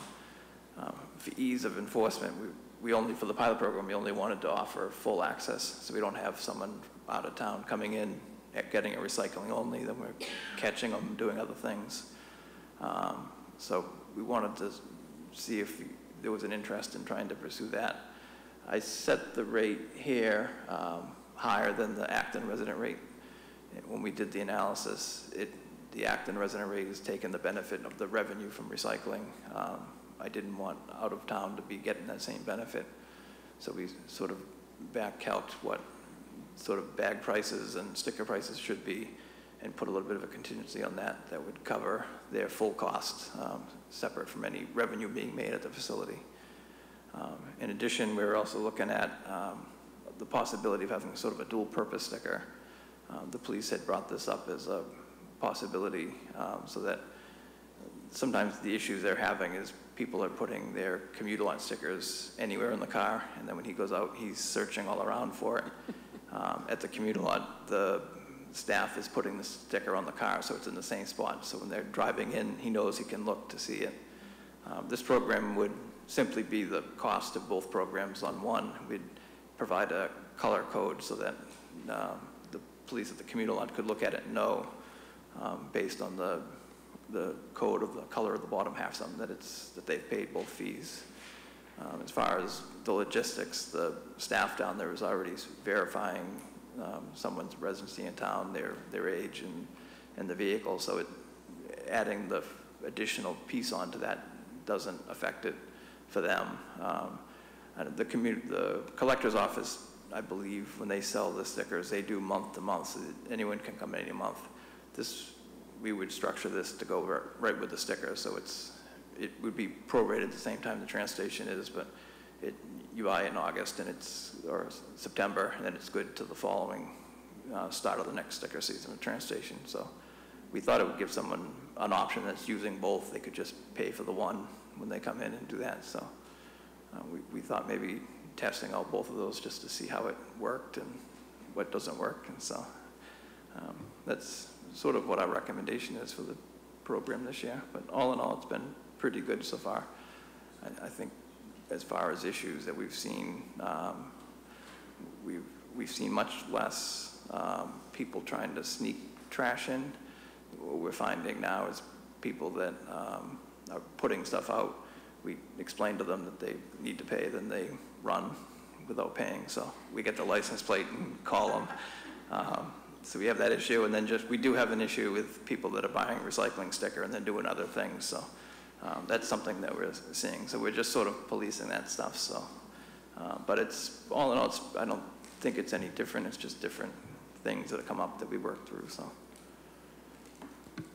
Thank you, Corey. This energy people expend on doing the wrong thing anyhow. I'll open it up to questions, comments from the board. Katie? Sure. Thank you, Corey. You know, I'm a huge fan of pay-as-you-throw, and it's just exciting to see that it's continuing to have the trash reductions that we predicted, and they're still coming true 2 years into this. One question I had was about the commingling going down. I know you said this seems to be a trend maybe in other towns as well. Have you thought about, or have you seen other towns doing any kind of outreach or education to increase that commingling? I'm not sure what it is, why people are suddenly having less, or they're throwing away things that could be recycled. Yeah, I go to quarterly recycling meetings sort of in a regional area. It came up with a few communities. For us, when we went to pay as you throw, we expected to see increases. Right. So, and we saw a lot of cardboard and paper in the trash, so the mixed paper going up wasn't a surprise. Yeah. The commingle, when you look at year to year, we're a little bit on the higher side, but it's not like stand out like mixed paper was. And haven't really heard other communities what they've done. We try to do outreach. I know the Green Acton and different groups, try to do some outreach. I don't really have an answer yet. I mean, we try to do some. We probably could do more to try to help promote and just see what we can drive up.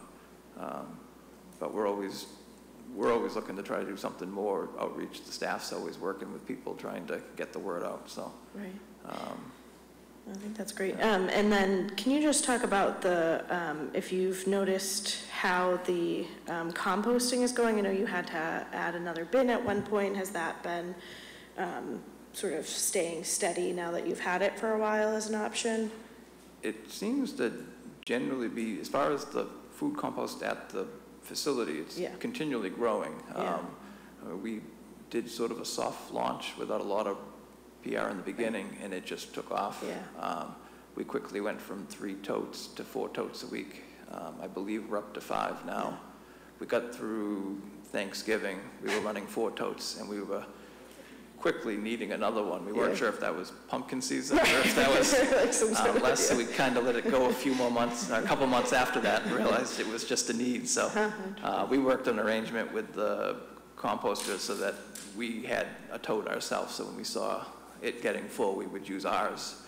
And we just wanted to make sure that we needed something before we started paying for it. So, but it's been good, and the contractor's been happy with what he's seeing for stuff coming in. The contaminants haven't really reached a level that he's overly concerned. He's been able to extract that himself, and so he's even been happy with what he's seeing coming out of it. So that's been going well. The at-home compost is just kind of slow and steady. It goes through waves.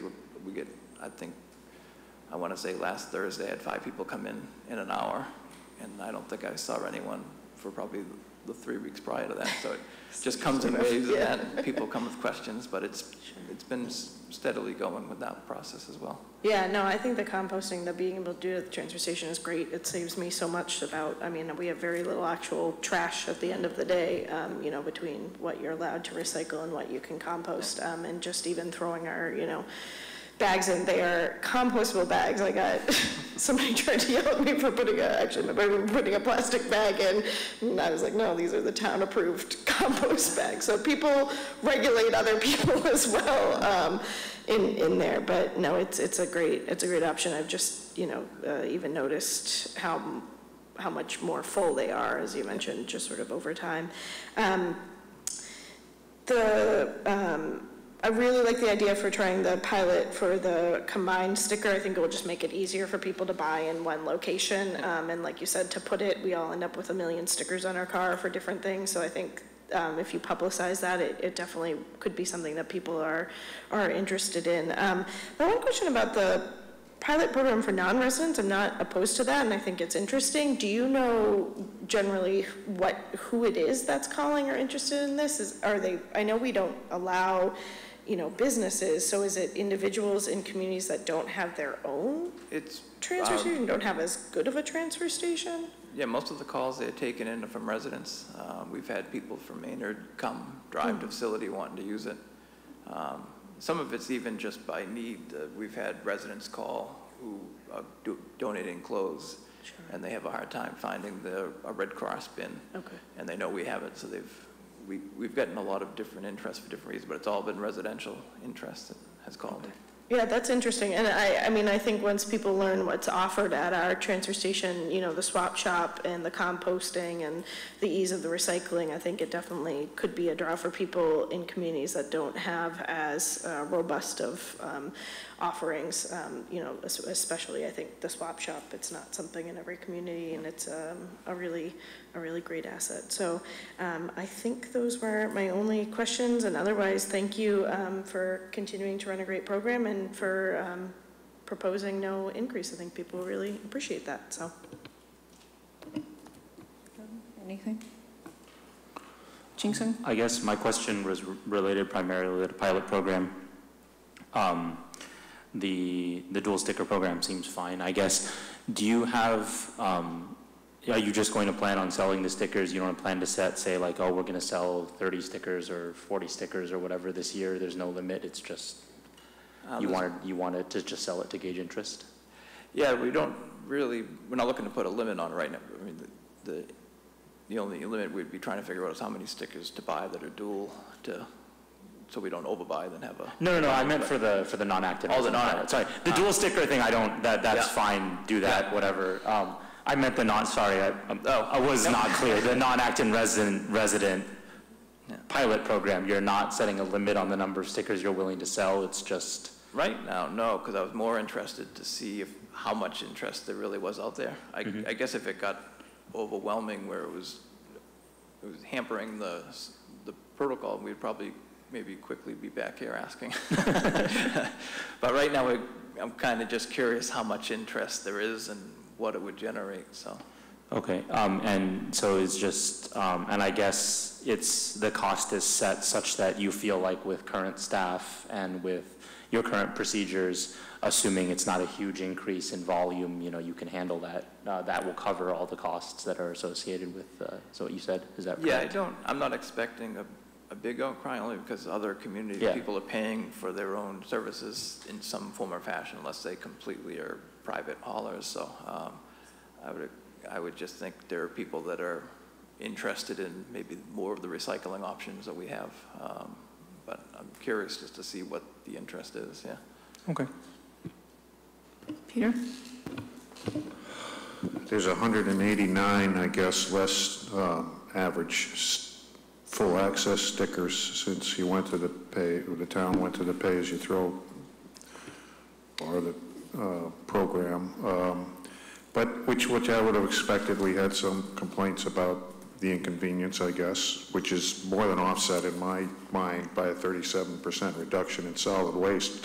But there was also 320 increased recycling only. Do you have any idea about, are people using private haulers to do their solid waste and still bringing recycling to the transfer station? Or I think part of it with the new pay-as-you program, it's the cost to get in for recycling only is much cheaper. I think the swap shop has been a big draw. People, there's a big interest in that. They get a lot of foot traffic on the weekends.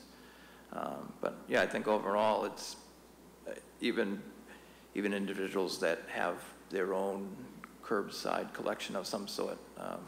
Some people will still get a sticker for the purpose of that or purpose of disposing of something through us that's probably cheaper than having their hauler do it, so.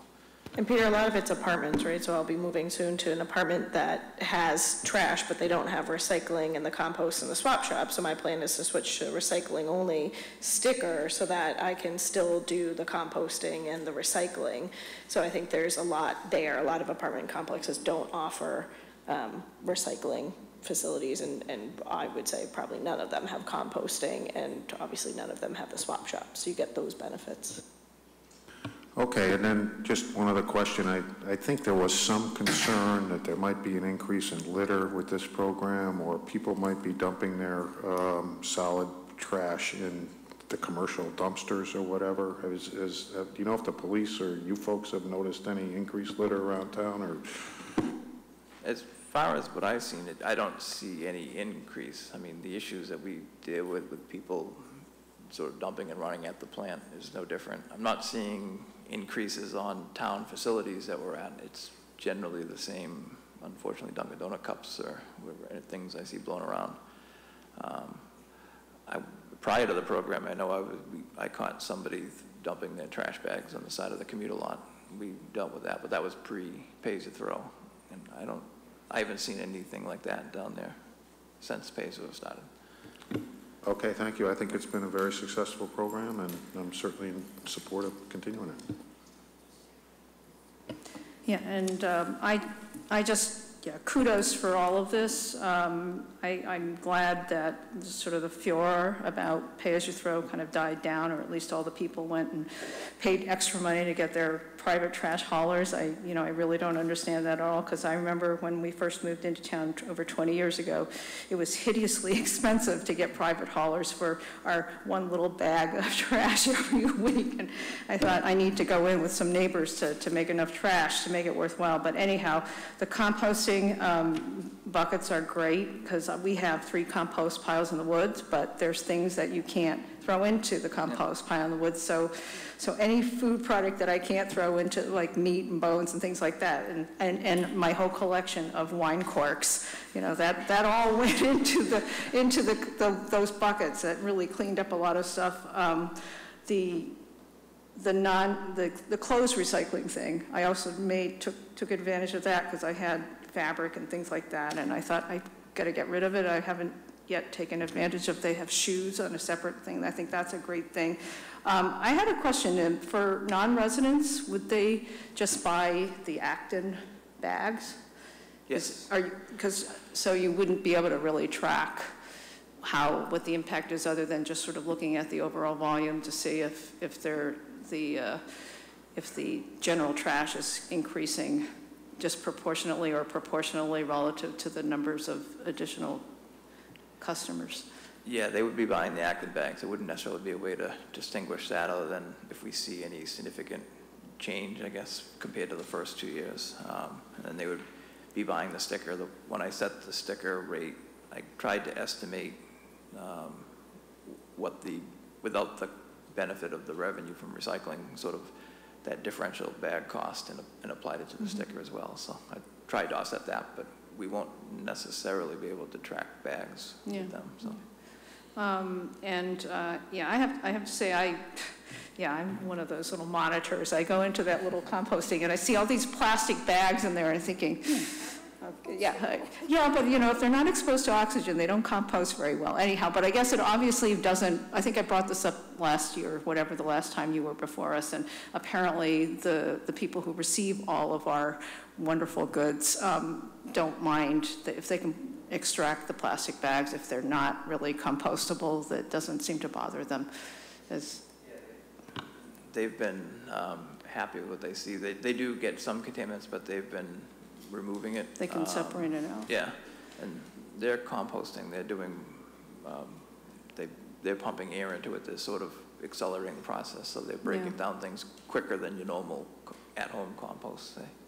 And the only other comment I would say is that when I do go to the general trash area with my 1 to 2 8-gallon bags, which is like every 2 or 3 weeks, I check. You know, I'm looking for blue bags. Every once in a while I see like a dark green bag, or I see just loose stuff like an old rug or something like that, and I'm thinking, okay, there's nobody around here. I mean, who could I tell? But anyhow, I think that eventually that will die down, you know, I think it's really going well. I did notice on that list that you had of the bags that most people, or the most bags that are bought, are the 30-gallon bags, and then the fewest are the 8-gallon bags. And I'm just not with the market anyhow. But thank you very much for everything. Every year or so, it just keeps improving there. I think it's one of the nicest facilities we have. You know, as dealing with all of our refuse. I think it's just great. It's very innovative, and you've continued what your predecessor had also started with, just making improvements, and it's great. So thank you. Now we have to address the fees. I guess the fees aren't going to change. Oh, is that all we have to do? Okay, and then audience comments. Chair Fredericks, West Acton. I want to thank you, Corey. This has been fabulous. I have been talking up the 37% since I found out it was close to that, and I took an informal survey of people that were against pay-as-you-throw, that worked or organized against pay-as-you-throw, and people are like really happy. They're okay with it now that they're used to it, so I'm very happy for that. Relative to the out-of-town sticker, so I'm not sure I fully understood the slides of what you're saying. So you're saying that the revenue is down in general from stickers?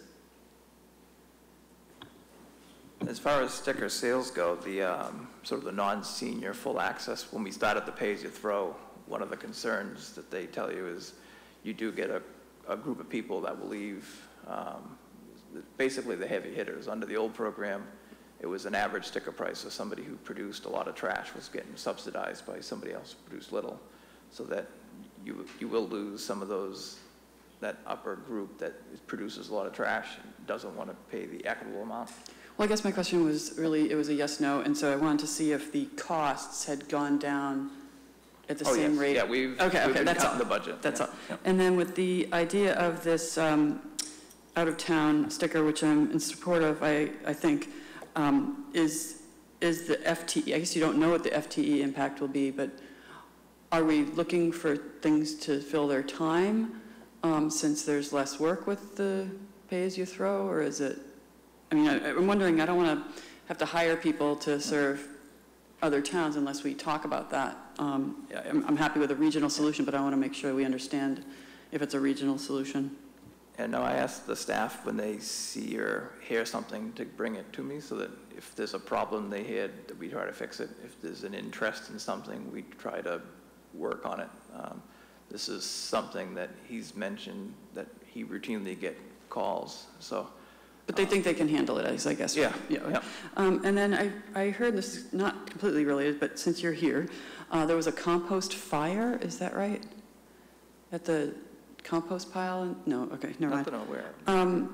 And I want to urge you to have the swap shop open to all without having to go get a sticker. I know that we have low-income stickers, but still, the more we have the swap shop open to all, the more people will swap.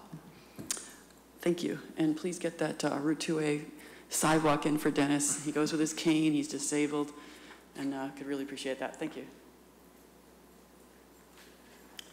Hello, Charlie Aronson, Hosmer Street.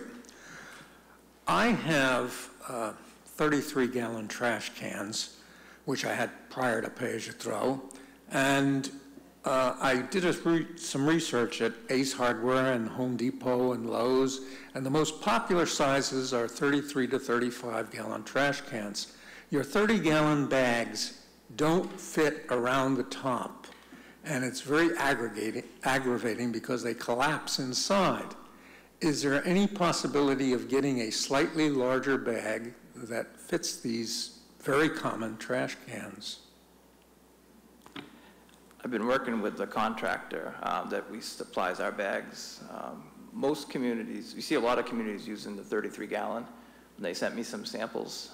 It's a snug fit around the top, but what I was finding was they don't typically touch the bottom of the barrel, so when someone throws their bag in, what's holding it up is if it's snug enough around the top. I was looking at different other sizes, possibly 35 to get it to fit. So he's been sending me samples, and I've been basically putting it in 33-gallon standard trash barrels that we have to test them out to see if it's something we can do. So it's a work in progress. I'm just trying to find something that makes sense. Be happy to help you with the study. Yeah. Thank you. Yep. Deborah Symes, Concord Road. So I want to thank the selectmen and town staff and Corey, because this is a fabulous transfer station. The recycling options are really robust. You keep expanding them, and I super appreciate that. So I know you told me recently that you're going to be updating, the document that tells everybody what they can and can't do recycling-wise, that's going to get updated again soon. Is that right? We're always working on it. We're working on some of this stuff. We kind of have to stop. So I'm going to suggest, because I do think that whoever said it before, that the swap shop and the recycling-only sticker is a real draw. I know a bunch of people who have private haulers and do that as well, because there are so many more recycling options than they can get through a private hauler. So when that gets updated, I wonder about things like, print off a bunch of them and get some high school kids to stand out there and hand them out to people on Saturdays while they're doing their recycling, so they really can appreciate the full array of possibility. Especially, I'm thinking around the textiles, because I think not as many people know about that, or the food waste yet. So just thoughts. Thank you. Okay. Thanks. I have two more questions, short ones. We've been talking in Green Acton about hard to recycle items. Currently, I have to drive all the way to Westboro to get rid of big chunks of styrofoam that come in with donated items. So I'd really love to see us be able to take the huge styrofoam and regular batteries. I go all the way to New Hampshire to a town that recycle. They have a way to recycle regular old batteries, and I have another old bucket of them, and I would love very much to recycle them locally. Thank you. All right. So do we have to move to approve keeping the rates at the same level? Is that what? Yeah. All right, is there a motion? I'll make a motion to approve the transfer station sticker fees per the memo from the what's your title, Corey? Engineer, DPW director. DPW, no, it's not DPW director, is it? Well, he's, Okay. he's town engineer. Town engineer, et cetera, / DPW director. He has multiple roles. Yeah. Is there a second? Second. Okay, I just have one additional comment quickly. I thought we were going to call this the Save Money and Reduce Trash Program, SMART being a, you know, a more... That was cumbersome. So, I don't know if we're still calling it pay-as-you-throw. I think we call it SMART / pay-as-you-throw. Nobody could remember the acronym. I go by pay-as-you-throw because that's what it was, sort of when we first started looking and it switched terminology. Yeah. I've just kind of stuck in a rut, so to speak. Okay. It's more marketing. Pay-as-you-throw is easier, it's clearer as to what you're talking about, but some people don't like it. But Katie moves and Joan second. Any further discussion? All those in favor say aye. Aye. Opposed, abstaining. Thank you very much, Corey.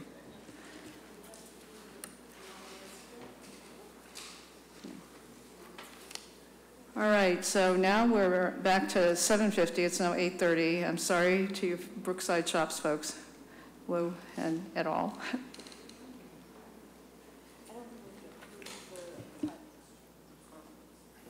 Hi, I'm going to be brief, which I'm sure you'll appreciate. We were here about 3.5 months ago at the conclusion of the meeting. The board remembers, board suggested a continuance so that the ownership of the shopping center could attempt to reach out, speak to neighbors who had come and had concerns.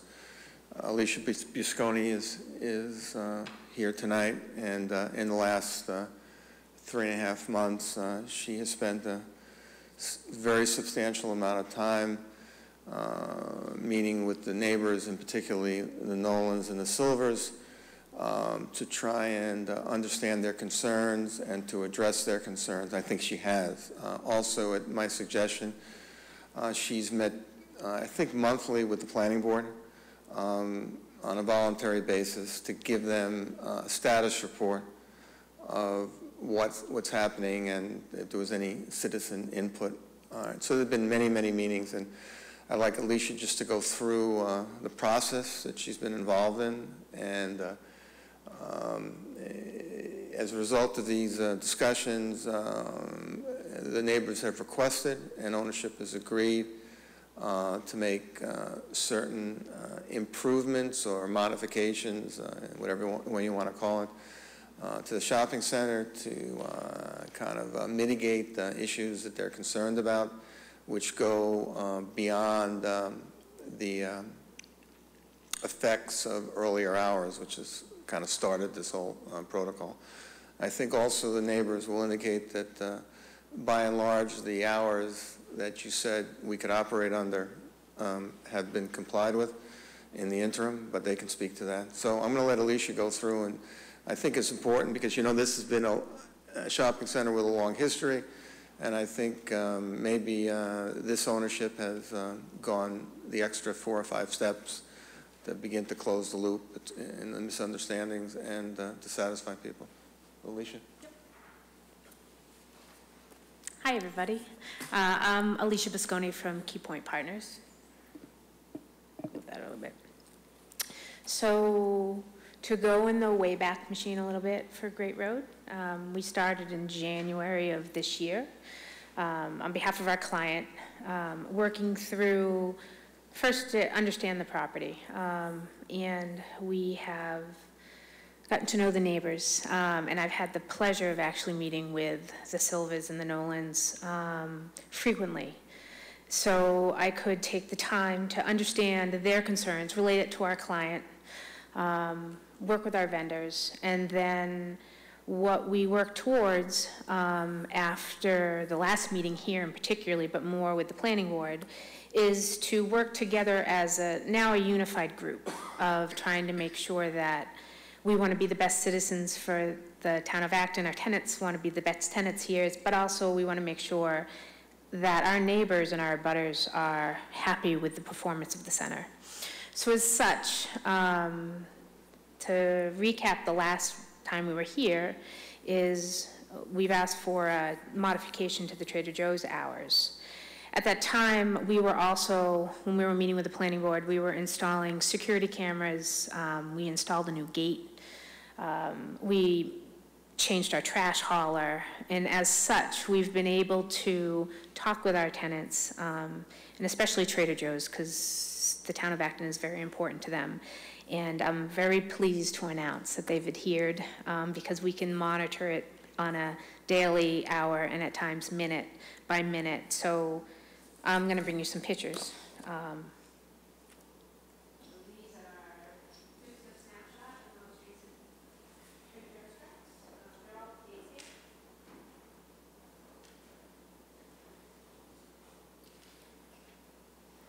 So you'll see the date stamps on that. All the tenants at Brookside is taking, want to make sure that they adhere to all of the regulations. We've been able to monitor certain things of arrival, deliveries, making sure people are going the right way now. The gate's fully functional. So then we were able to move to also, that was only a part of some of the neighbor concerns and also our concerns and the board's concerns. But then what we're going to do is move to the second phase, for which we worked as a group to come to a resolution. The 3 lines out on this PDF represents the back area. So this is what I call Building B, so behind where elements are, where the end cap is. So was 3 major concerns by the abutters. 1 significant was the lighting. 2 significant was the landscaping buffer. 3 was the fence. So we have worked together with our vendors and worked with our client to come to an agreement as to what the next stages are, which also includes, we showed you the letter that we all, which has the bullet points of what the agreement is. So, which also gives a date by which we're going to complete those tasks. Mr. Nolan has been very helpful, suggesting some very, first we were rushing to do the trees, and, he said, it makes more sense to do it in the fall to make sure they root. So he's been really helpful with his suggestions. So together, and it's the same thing with the Silvas. The Silvas have, they've been very open with the lighting, where they see it from. So we've worked with our lighting vendor to make modifications. We did a couple mock-ups. We had a very open dialogue, what they like, what they don't like. So what you have in front of you is what we all agree to do together. So for the first time, I think, in a very long time, both the property and the neighbors are actually coming together to you as one group, which I'm very pleased with that we're here for. So you've had the letter in your packet, and that's what we're going to propose to do over the next couple months. Sure. So I think it was up on the Word document. It was just up on the screen. So you can see by the bullet points, the first one was the landscaping, so the trees. We went with our landscaper and we staked certain areas of the property where there were some sightline. You can definitively see sightline encroachments for the visibility access from both houses. So we actually staked it. We actually are proposing 2 different types of trees. And then from there, that will create, that will modify and hopefully then be a nice, thick landscaping buffer between the houses and the property. We also have a rather old wooden picket fence that's there. And it's time to make a modification to that. So what we're proposing to do is upgrade our existing fencing, and it's a small fence. It's about 3.5, 4 feet off the ground. So we're making an actual real fence, a PVC fence, that, again, is going to be between the property line and the landscaping trees in the abutters. Lastly, the lighting. And this main focuses around Building B. So we're going to do a combination of staying within the town regulations of the 3,000 KVAs, or that Roland gave me the specs for. Doing a modification of taking some of the lighting, running some of the lighting as security lighting, not having all of the wall packs on, shutting some of it down like an hour after the last retailer closes for the day, and making some modifications. Will also help, especially for their second floor windows, to help keep the light on the property rather than shining into the abutters. So it's been a real open dialogue between both parties, and we're really happy to the resolution that we came to. Well, thank you very much for all that effort, both for the owner of the property and for the neighbors. I mean, for investing a lot of effort. It sounds as if, yeah, you've come up with a very good solution to what otherwise could have been sort of a pitched battle going on right now. But I'm going to open it up to the board for questions, comments, and then I'll open it up to audience, unless you have something else that you wanted to say. It might be good for us to speak. Would you like to speak before we start asking questions? Yes. Okay. I'm Graham Noland. I'm an abutter at 29 Esterbrook Road. The reason I wanted to speak now is because this really has been a cooperative effort to come up with a resolution that works for everyone. And I really want to thank the management company and the new owner for allowing us to work this out. I think that everyone tried to come up with solutions that were economical, but also would provide the abutters with a certain amount of protection that wasn't there before. So once again, there was no acrimony or anything else. It really was a cooperative effort, and I want to thank them for all the time they spent. What we'd like to make sure of is that this verbiage is included in the amended site plan, that those items are specifically included in the amendment. In addition, I think that basically you should understand these are mitigation measures and should be called such.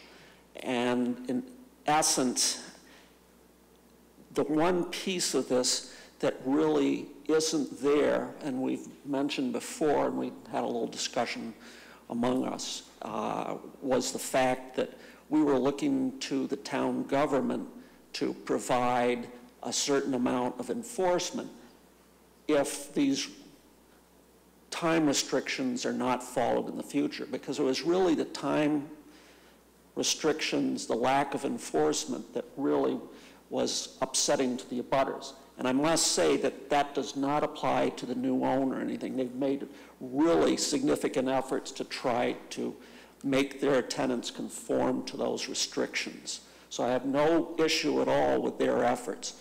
This is more if something in the future happens for whatever reason. What's important to understand is because of the cooperative effort that we have with the management company, our intent is to always go to them first and try to work through the issue. We're going to give them at least 2 weeks to try to resolve something, longer if necessary, if it's an issue that needs more time to resolve. We'd like to do that without involving town officials. At the same time, one of the reasons we were upset to begin with for probably 13 years is the lack of enforcement by town officials for daily violations by the previous owner's tenants. What we'd like to do is make sure that any language in this amended site plan is strong enough to allow the town enforcement official to enforce those time restrictions. I believe that official is Roland Bartel. We would like him to look at the language and agree that that language is sufficient for him to enforce the time restrictions. The thing that was unfortunate was in the past he had said previous amendments were not enforceable. And he can speak for himself if he wants, but we want to make sure that he believes the language in this amendment is strong enough for him to enforce it. Anyway, I really want to thank, once again, the management company, the owner and everything for working with us so closely to iron out the issues and everything, and we hope that we can go forward as a group once again. We feel they'll be good neighbors. Anyway, thank you very much. Thank you, Mr. Nolan. Yes. Madam Chair, can I just ask a question at this point for point of order here, or kind of clarification? Okay. I mean, he's talking about the enforcement language. We have two letters in here. I assume it's the one that's in the front of this package that eliminates that conditions language. Okay. Thanks. Hi, my name is Mary Jane Silva. I live at 28 Estabrook Road.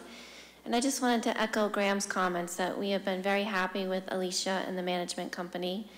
And I think they've done a great job, and it's nice to drive by and see all the changes. And I feel like they are good neighbors, and we're very happy. Thank you very much. All right. Now, if there are no further comments from the audience, I will open up to board. Katie. Sure. Thank you, Lou and Alicia, for coming, and the neighbors for speaking as well. I was going to ask if we could hear from them, but it's great just to hear that you're all sort of in agreement and how hard you guys have worked to get there. And we've seen a number of owners of this, and so it's really a testament to these owners that we're able to get to this point. So great appreciation to you guys, and thank you for showing the pictures of Trader Joe's actually coming within the time frames. I know that was a concern about whether they would be able to meet the hours even if we amend this, so I'm happy that they appear to be doing that. So thank you for whatever you've done to work with them to do that. And I think my only question is just to the planning department about whether they're comfortable and have seen this, I assume, these memos, and if they're comfortable if we were to approve the amended permit tonight with including sort of these points as conditions.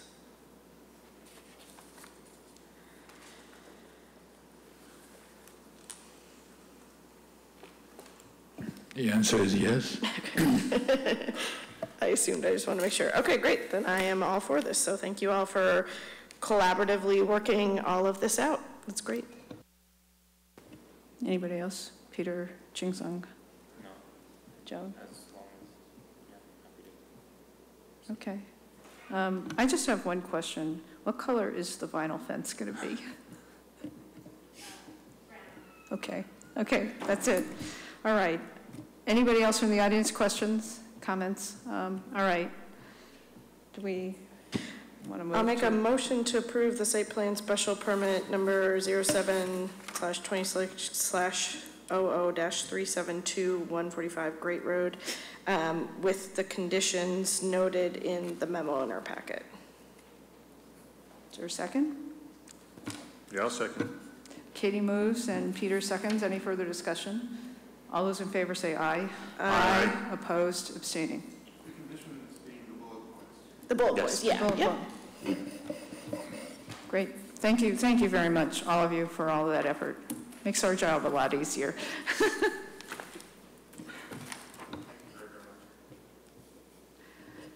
And now, running a little bit late, 8:20, it says review of Kelly's Corner infrastructure plan. I don't know why it's also on September 11th. Was that supposed to be? I guess they're ready. All right.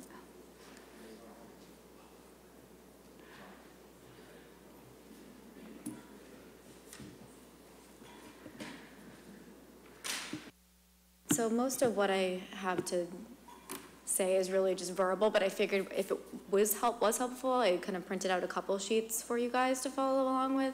But these are all the plans these are basically just blow-ups of individual areas that were presented at the public meeting, the pre-25% design meeting for Kelly's Corner. So I'm just going to pass them out.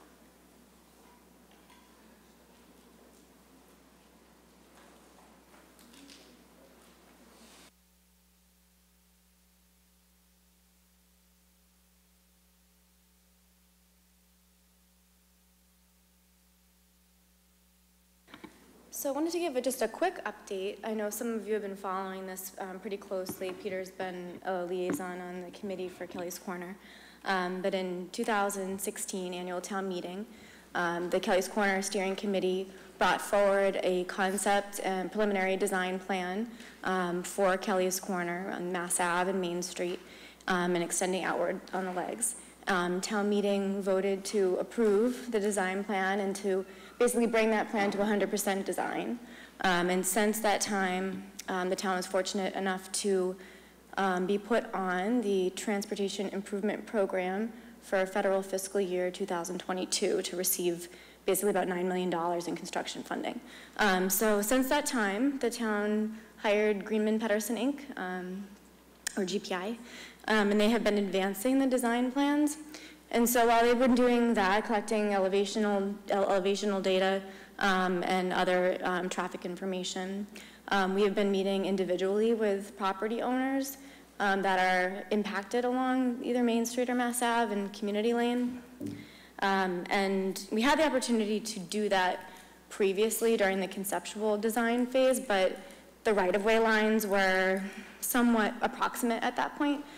So this really allowed us to hone in and discuss with the property owners what the real impacts would be. So we've gathered a lot of feedback from property owners, made minor tweaks in certain areas. So on the first page, you'll actually notice, for example, on the bottom part of the sheet is the Baker Oil site. So for example, the plans called for kind of tightening curb cuts, like the access driveways, but we wanted to make sure that businesses can still operate.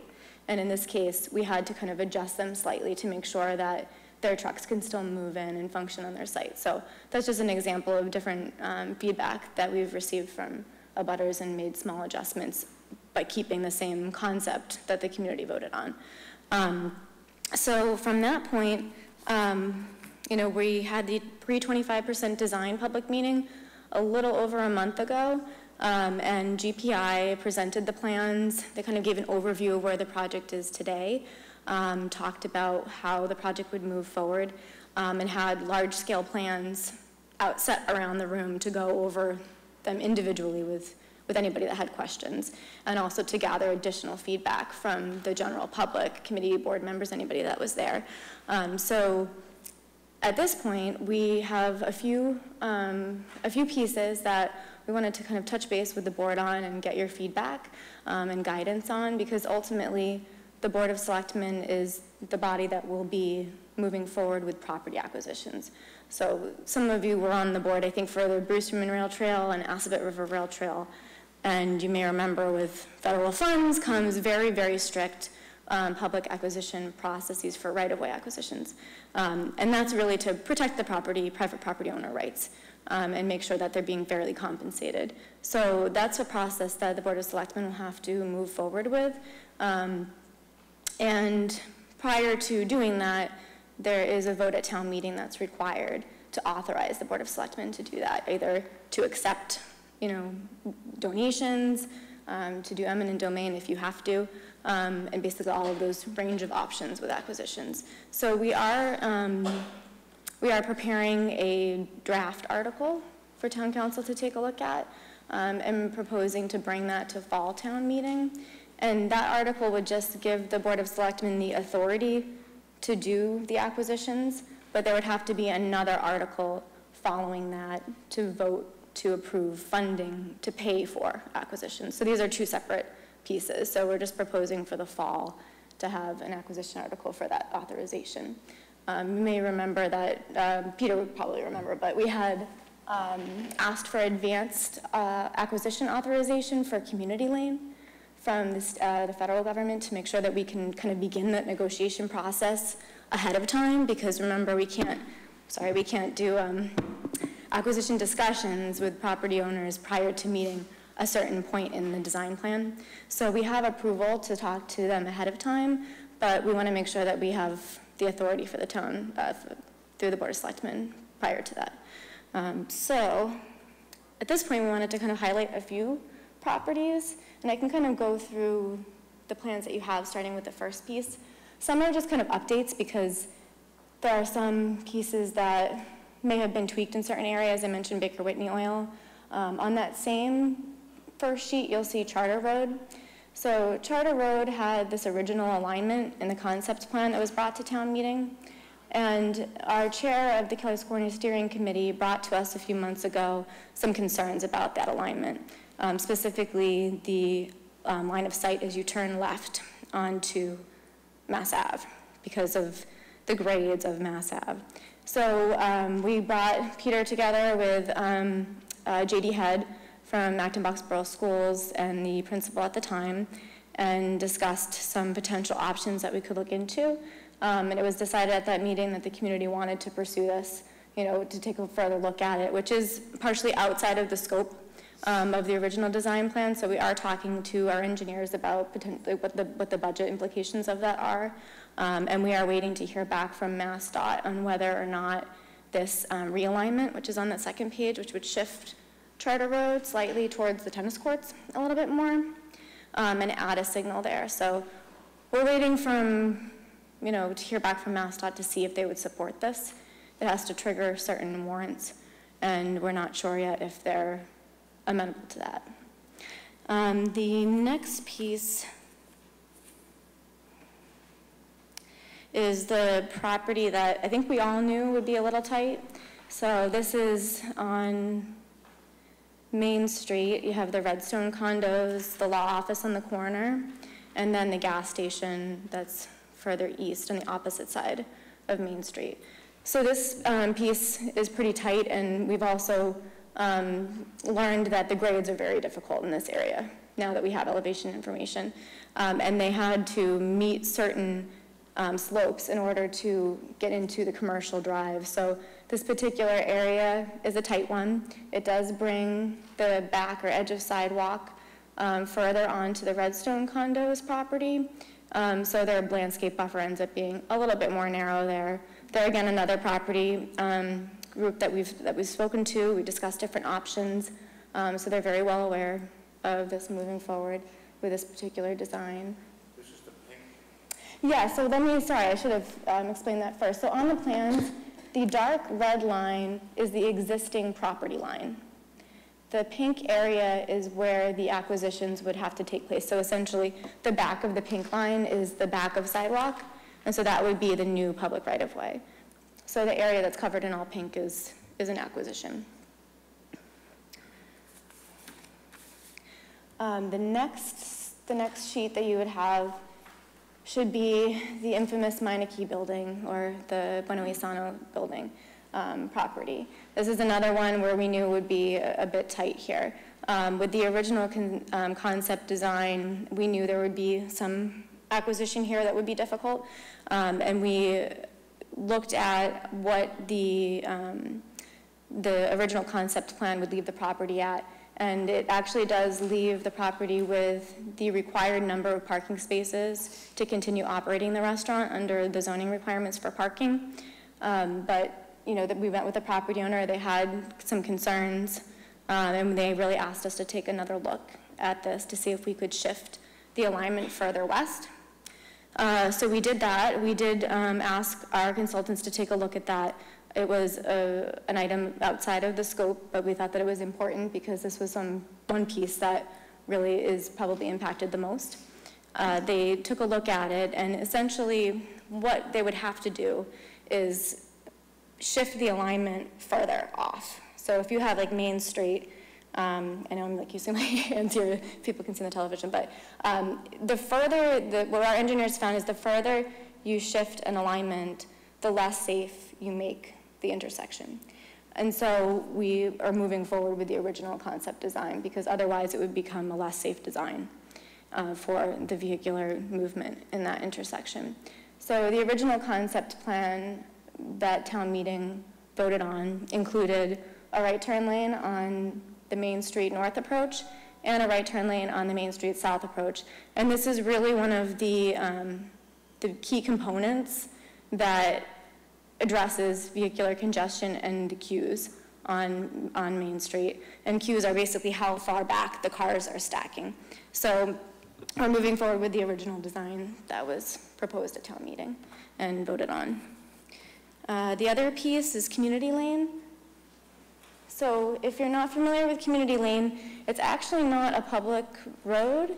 It's owned by Edens, the Acton Upper Plaza and Lower Plaza, or Not Your Average Joe's and Roach Brothers.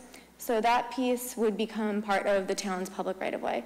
And the reason for that is because it functions as a public street, and we want to make the improvements in this area for complete streets, sidewalks, bike lanes, a right turn lane at the bottom of Community Lane onto Mass Ave, as well as pedestrian amenities such as street lighting, like pedestrian lighting, and also that buffer between the sidewalk to keep it consistent and have a consistent theme and feel of creation of a place, of a downtown.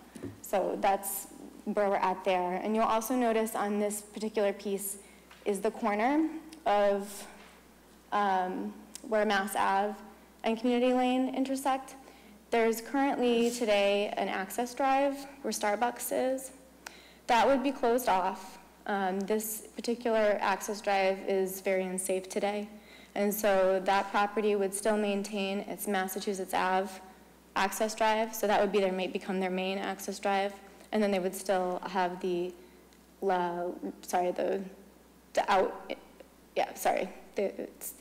the northern kind of portion of the property onto Community Lane.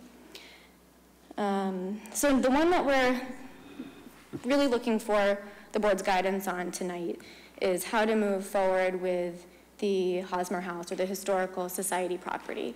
So as with the other property owners, we met individually to try to gain a lot of feedback and try to make adjustments, still keeping the town's concept plan in mind because that is what was brought to town meeting and that's what came out of the 2-year community process. So the original design plan included the buffer between the sidewalk and the roadway, which was originally designed to be 8 feet to accommodate pedestrian lighting, street trees, either a grass strip or brick pavers, depending on the location. As the design moves further along, that's something the community will discuss further. But that particular area was designed for that throughout Kelly's Corner. And then there would be the 6-foot sidewalk. So in this particular location, the feedback that we heard from the Historical Society had to do with a lot of, how close the new sidewalk would become to that point of the property. You'll notice on the plans, there's a light gray line just north of the acquisition area, and that's where the house is located. It's kind of on a tilt, so that point is the closest point. So the original design plan would have brought the back of sidewalk to the house about 9 feet. So there would be a 9-foot distance between the two. And so from hearing the feedback, we brought that back to our engineers. And one of the things that they suggested was to reduce that buffer between the sidewalk and the roadway to 4 feet, so that it would bring the setback from that point, the closest point of the house, to the back of sidewalk as a 13-foot setback. So that was what was brought to the public meeting. And that design plan also allowed for saving one of the trees that they felt was significant on their property. The other aspect that we heard was, they were concerned about having no access to turn left into their property if you're heading north on Main Street because of the raised landscape island. So this raised landscape island is part of the overall concept design of the entrance onto every leg of Kelly's Corner. So the engineers proposed, we could reduce that raised landscape island. It means less opportunities for different trees and plantings, but that was something that they were very concerned about because they wanted to be able to move in different directions into the property. So those were some changes that were made and brought to town meeting, but I think if you were at town meeting, there were still some very vocal concerns from some of the members, and we don't really feel like we want to make that decision. So basically we feel like there are 3 different options. One would be keep the original concept, which would be, which would mean that the back of sidewalk would be 9 feet from that very closest point to the house. The other option would be to move forward with a revised design that would bring the closest point of the house to that back of sidewalk, 13-foot buffer. That would mean most likely no street trees, but you might be able to still fit in like some pedestrian lighting, and you'd have a 4-foot buffer, either grass strip or brick paver. The other option would be to remove that buffer strip altogether and just have sidewalk and then roadway and nothing in between. That would mean no grass strip, no brick paver, no street trees, and no pedestrian lighting. Either way, if you remove all the buffer and everything and only maintain the sidewalk, there would still require to be a 3-foot taking, which would mean that it's, again, 16 feet from the very closest point to the house to the back of sidewalk. And just as a reference point today, the closest point of the house to the property line is 18 feet. So that's where they're at today, so they're 18 feet away. The existing stone wall that's in front of the property, we were told that it was put in as part of a 1950s public works project as part of a retaining wall, but it was actually placed on the town's right-of-way, so it's not where that's not where the property line is. So with any of these options, that stone wall would need to be moved onto their property and out of the town's right-of-way.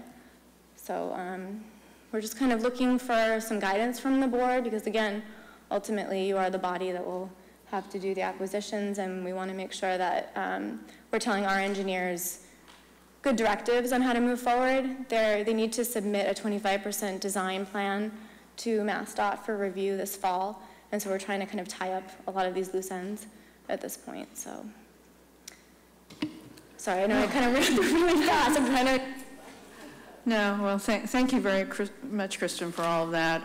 Yeah, I think a number of us were at that meeting and heard the concerns, and I'm glad to see, for me, I'll just quickly, before I open up the board, I'm glad to see that you're trying to address the Hosmer House concerns, because I think that was probably the biggest one of all, and that you've talked with, say, J.D. Hitt about the possibility of changing the Charter Road junction with Mass Ave. But anyhow, questions, comments from the board? Katie.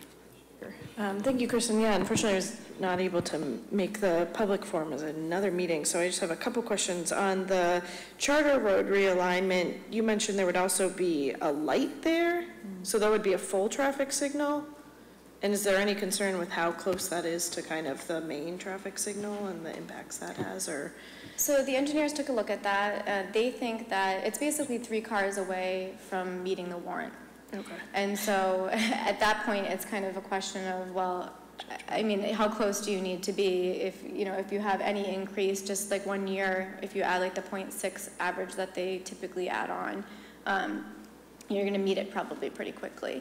So, but again, we need MassDOT's approval for that. But they're very comfortable with adding that particular light in, and with the shift in the realignment and the distance between the main intersection. Okay. Yeah, no, I mean, taking a left out of there is difficult, so I completely understand that. But yeah, and then, yeah, I mean, I think my what I've heard the most feedback on is on the Hosmer House, and so I'd like to just, I know Bill Carr from the Historical Society is here, and I'm wondering if he could speak about thoughts on the proposals. I think I would lean towards one of the last 2 that you mentioned. It looks on this drawing that if you go with the kind of revised option, that there's still, I think, 2 of the larger trees that would have to be removed. If we changed it to have no buffer, would both of those stay? There's one that would stay. There are 2 that I think one is questionable, because once you start getting in and doing grading work, the roots may be compromised. Okay. But I know that I think there's one that's definitely, one would definitely have to be removed. Okay. I think it's a smaller one, though. I have to. The 24-inch. There's like a 24 and a 32 that looks like it's still in the, and a 32 that would be saved, and then a 32 and a 24. The 32 would be saved, the Okay, so the 24 would be removed kind of under any, 4 is actually on the property line. okay. Oh, that makes sense. Yeah, I see that. Okay. Yeah, no, I would like to hear, just before I offer any comments, a bit more from the Historical Society about this. Have you presented these revised options to them, and what have they said to you? So the revised options were the revised option is the one that was brought to the public workshop. Right. And I think there were still concerns, I don't know if you want to speak to it, but there were still concerns raised at the public workshop about that plan that was brought and presented. Okay. So. And then you said the stone wall has to be moved. That's something that we would do, or is that something that they would have to do? Any item like that, anything that's a stone wall, even a sign, anything like that, that's a private property owner's property, that needs to be removed as part of the project is incorporated into the construction cost. Okay, great. So we would be paying to move that back onto the property line. It would be part of the whole design project, yeah. Okay, great. Thank you. Peter, Jing-Sung, Joan, anybody? No? Well, I just have a quick question. Any of these revised plans, if it's revised for Hosmer House, it's still got a bike lane on that? Correct. The plans need to be meeting Complete Streets design standards because this is a MassDOT project, and also the town adopted the Complete Streets policy. So there are still bike lanes and sidewalks that meet the design standards. Okay, what's the width of a bike lane? I believe it's, oh, you know what, I have to take a look. I've got my scale with me, though. Okay, well, I noticed some of the bike lane coming up from the train station to Kelly's Corner seems to be, I assumed it was 5 feet. It seems to be less than that, but that may just be because of the... Yeah, 5 feet. Okay. Do you know if those bike lanes along Main Street from the station to Kelly's Corner are 5 feet all I along don't there? know the length of them. I think Corey's gone, yeah. I mean, if I'm riding my bike there, it doesn't seem like 5 feet, I tell you. Okay. And when you say that DOT has to approve the light, is that, just for my own information, is that because Mass Ave is a state road, or is that because they're funding the construction? Both. Okay. Anybody? No? Joan? Jing-Sung? No, I don't have anything. Yeah, I think Katie covered this, but I wanted to clarify because I wrote down numbers. You said that right now, the Hosmer House is 18 feet from the road, and so the property line. The property line, Yep. so the smallest amount of taking would be 3 feet, and that would leave how much of a buffer for, okay, so it's 18 feet to the property line. All right. So if you remove everything and just keep the sidewalk, then it would be 16 feet from the back of sidewalk to that very closest point of the house. And I'm trying to read all the detail on this matter. I'm trying to see how it's going to work out.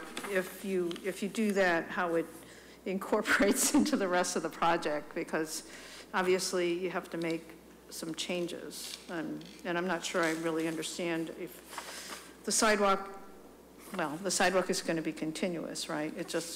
The sidewalk would basically just go right next to the street, and then you would end up, it would continue on, and then you'd end up having a buffer later on. So it would kind of curve out. And then you said that this proposal to remove the island, the landscape island with trees and everything, would allow for more freedom for turning, I guess, on the other side, or is it for the Hosmer House? So it was just for the Hosmer House. Okay. So it was only impacting their property. So they would not, essentially they would be able to, if they're coming down Main Street heading south, they could turn right into their property. And if they were exiting their property, they could turn right onto Main Street. If they were heading north, they would not be able to turn left into their property.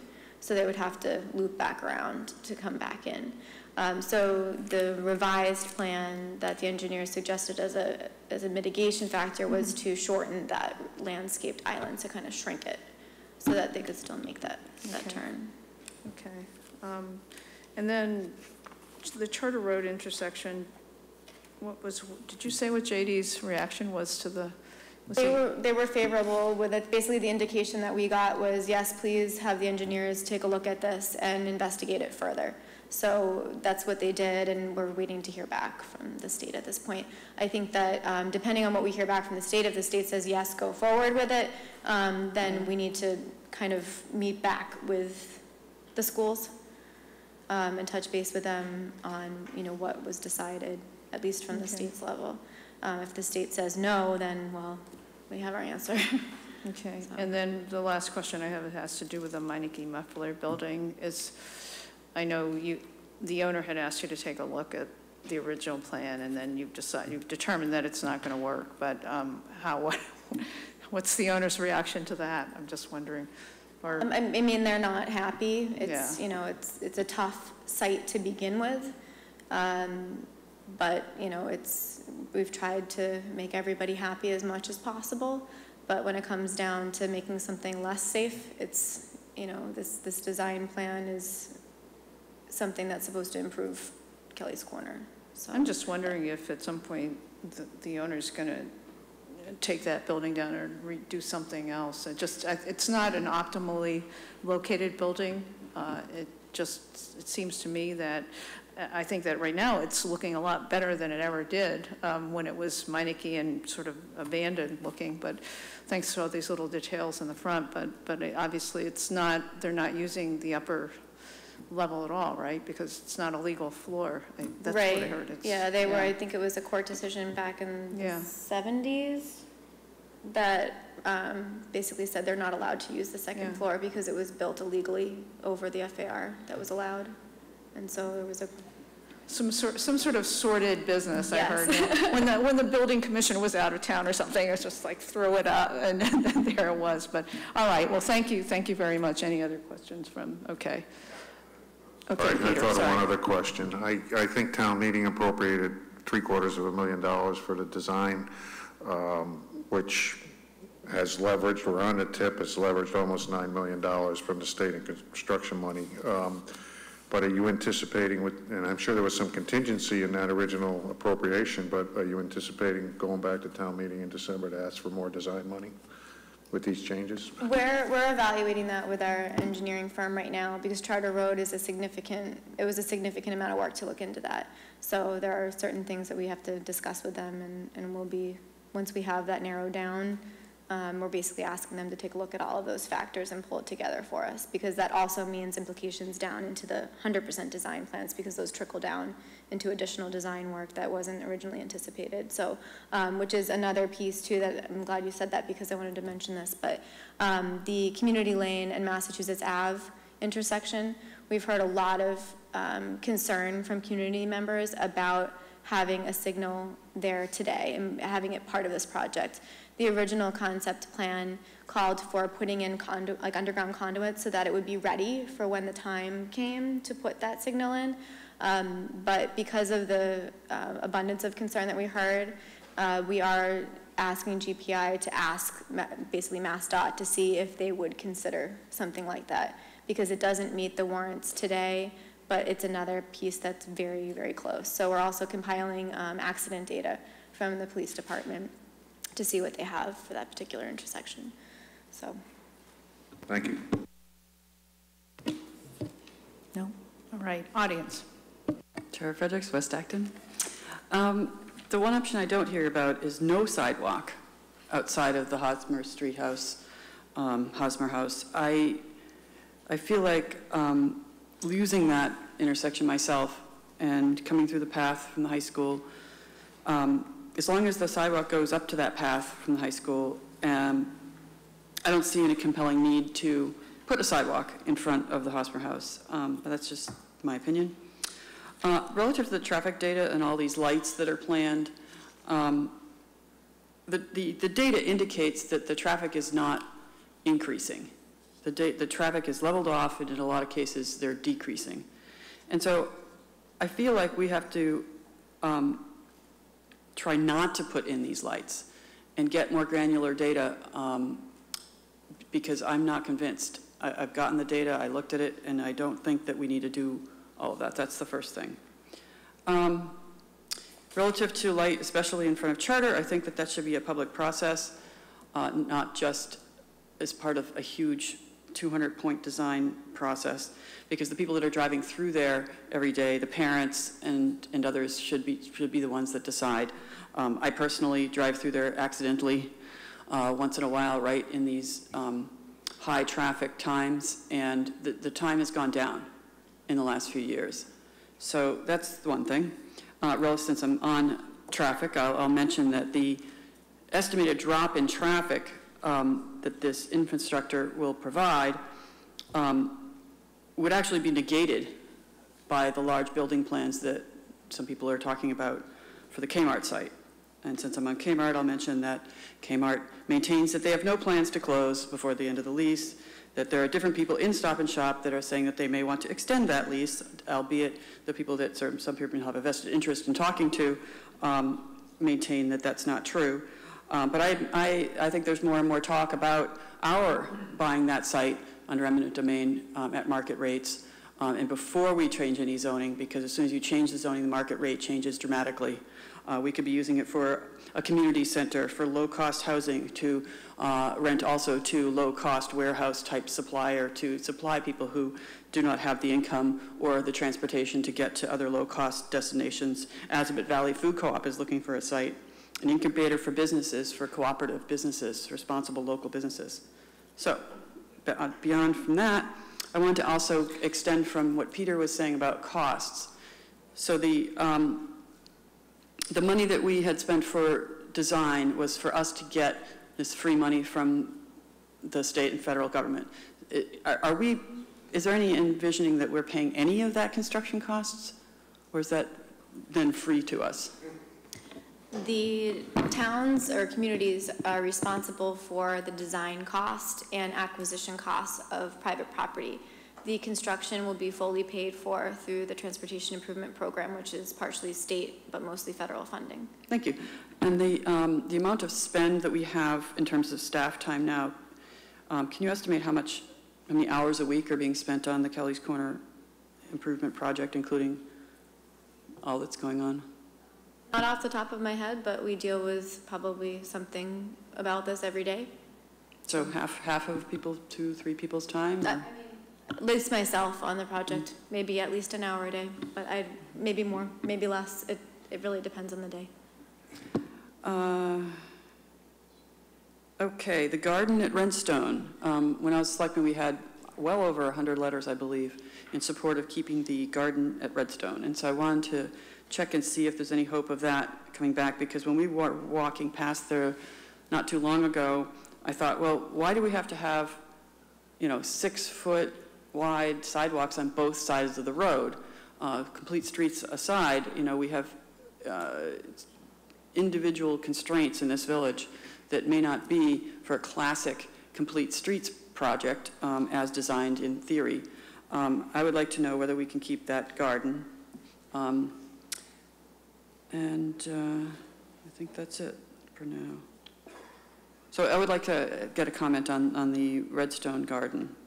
So we met with, I think it was 3 or 4 of the condo, some of them were on the condo board, some of them were just general members or residents, and they did not mention anything about a garden at all and any request to keep a garden. So I'm not familiar with what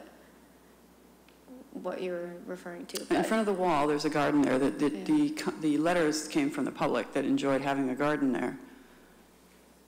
We haven't received any comment from the property owner about that. It was members of the public that were not part of the property owner, were not part of anything. They wanted to keep the garden in front of the wall at the Redstone Apartments.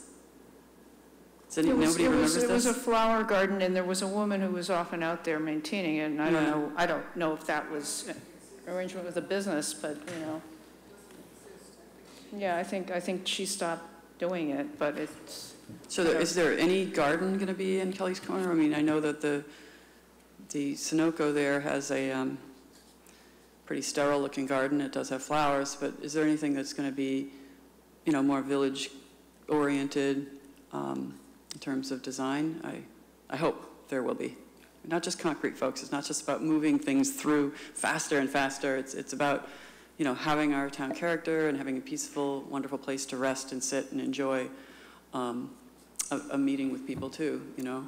So I feel like that corner has been decimated with all these economic development plans. As much as we might want good businesses, I feel like we need to maintain the gardens there too.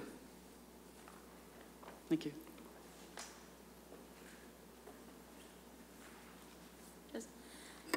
Hi, Franny Osmond, 16 Half Moon Hill. I have a question. On the whole, with all these changes, do you think it's speeding up or slowing down the rate at which traffic passes through Kelly's Corner? So it is going to reduce the wait time for cars, but the different mitigations such as the raised landscaped islands and the pedestrian amenities will make it safer and to allow for traffic to move more carefully through and safer through the intersection and the roadways. So they're not going to be going faster, but they're going to be moving more consistently at a consistent rate, but not faster. Okay. So the wait time in terms of like emissions being released into the air, because cars are just stalled waiting at lights, will be reduced. Okay, thanks.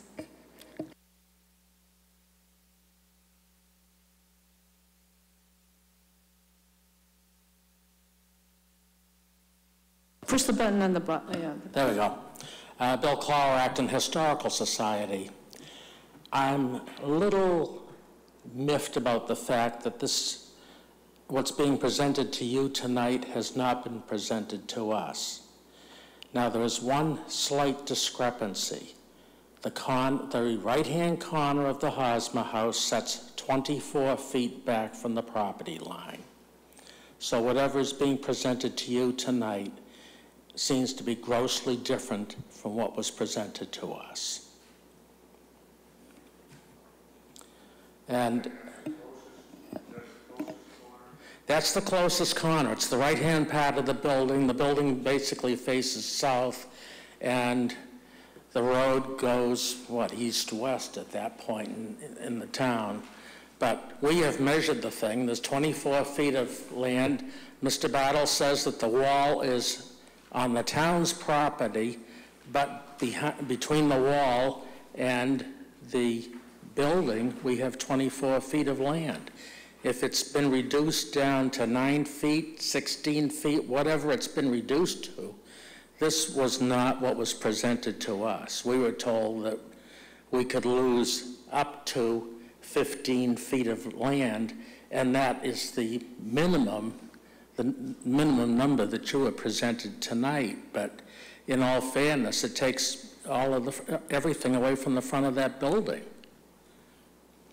So the plans that we have that we reviewed together are right here, and it is 18 feet from the property line to that point on the house. Now it's about 24 feet to the stone wall, which is on the town's right-of-way.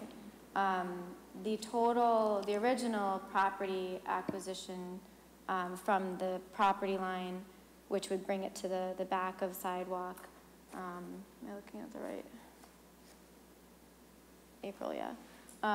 Would be about a 5 or 6 foot taking. So from the existing property line, it would be 6 feet onto your property today. So. Okay, Mrs. Chairman. Yeah, before this thing proceeds any further, could we get definitive drawings for the Historical Society so that we know exactly what we're dealing with? Because we have nothing here on the screen tonight to look at. We've seen several different versions, and we really don't know exactly what we're going along with. Thank you. Yeah, I think that it would be helpful to clear up that issue. I mean, I know you've talked to them, and if you could just get them good plans that make it clear where the stone wall is 24 feet from the corner, but that's in the town's right away. We have offered to meet on site, and we're still willing to do that with the engineers. So we're still definitely willing to do that. But these are the plans that were presented at our meeting, and then again revised to reduce that setback, which the engineers had around the table and went one-on-one with everyone. So they are the same plans, they haven't changed, they're not.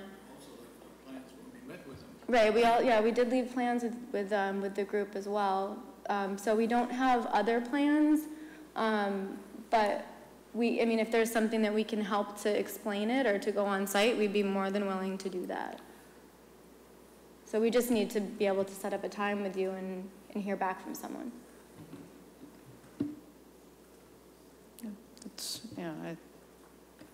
Just to make sure that that's not an issue.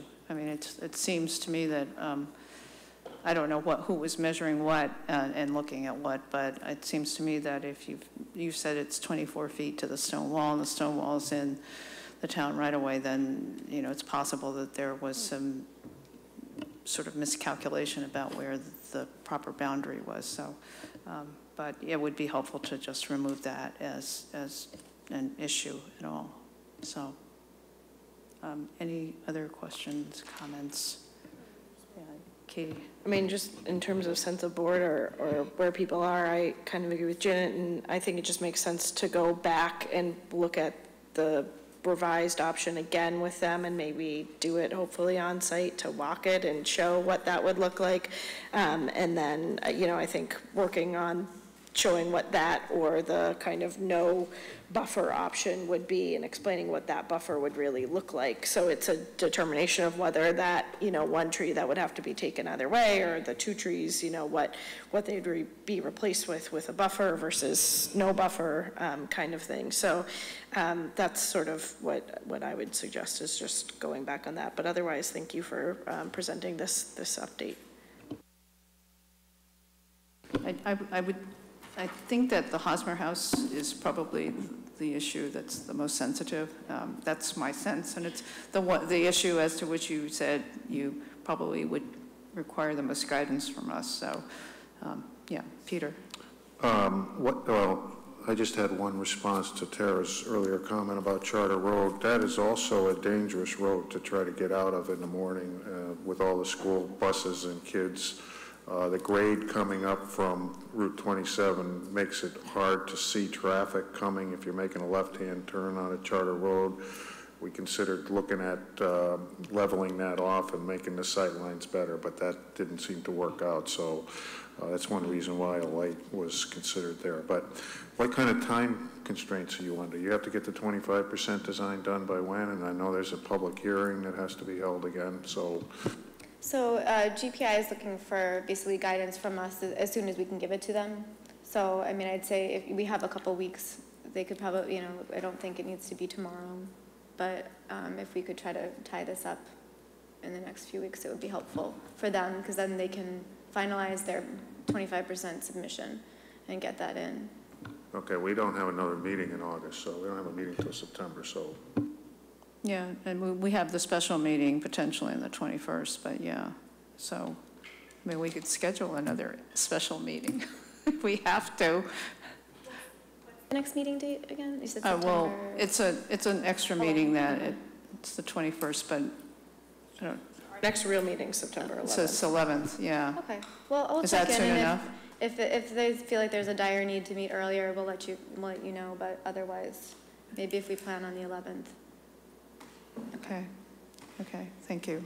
Madam Chair? Yes. Just about the lights. The lights were not presented at town meeting, at the hearing that was the public hearing where there was a goodly amount of people.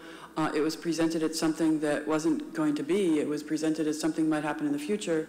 And so before staff starts pursuing these lights as a definitive thing, I think that we should present to the school committee, make sure that they like it, and have some kind of public notice for people to understand that staff would be pursuing lights at No Name Road and wherever else. I think that traffic lights are really important. We, for the longest time, had no traffic lights in town, and now we have a number. So I think that before we start increasing the number of traffic lights, especially given the traffic figures are looking like they're declining, I think that it's important to have that hearing in the public domain before we make that decision.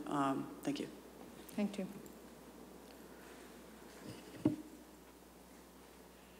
Back again so soon. We have 450 plus feet of frontage on Main Street.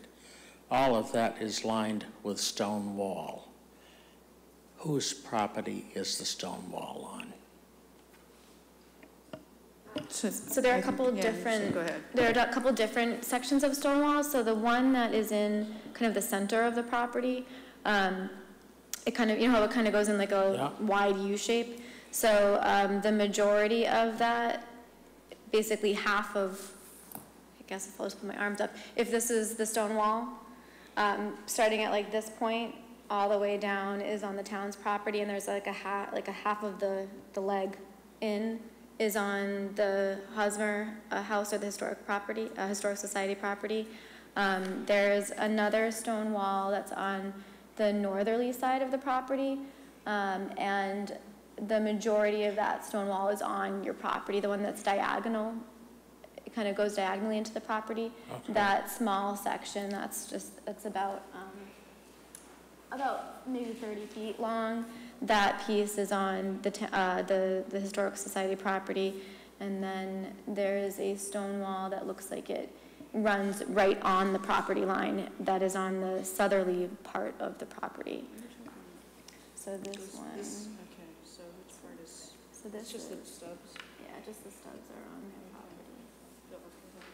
Oh, sorry, I could have brought that up too.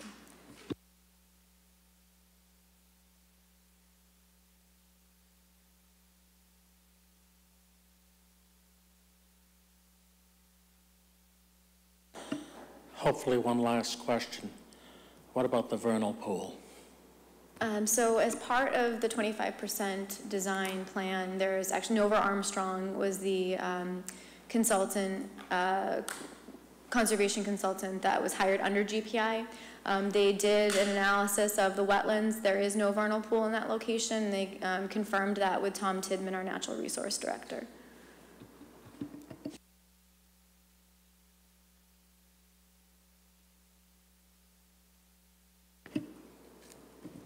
I was just going to say, again, in response to Tara Frederick's comment, that the 25% design public forum, what we had was kind of an informal thing. Mass DOT requires a formal public, is it a public hearing? I don't know what they call it, a public hearing, I guess, is a formal title. Once the 25% design is actually submitted, they will require another full public hearing, and any community members obviously have an opportunity to comment on the 25% design at that point. Great, thank you for that information. So, is that it? That was an update. Okay, great. Well, thank you very much, Kristen. And yes, you're living your days working on Kelly's Corner, but it's making good progress, and I appreciate your time. All right. Okay, now we're on to Selectmen's business, Insulet Corporation building fees discussion. People are still awake. Okay.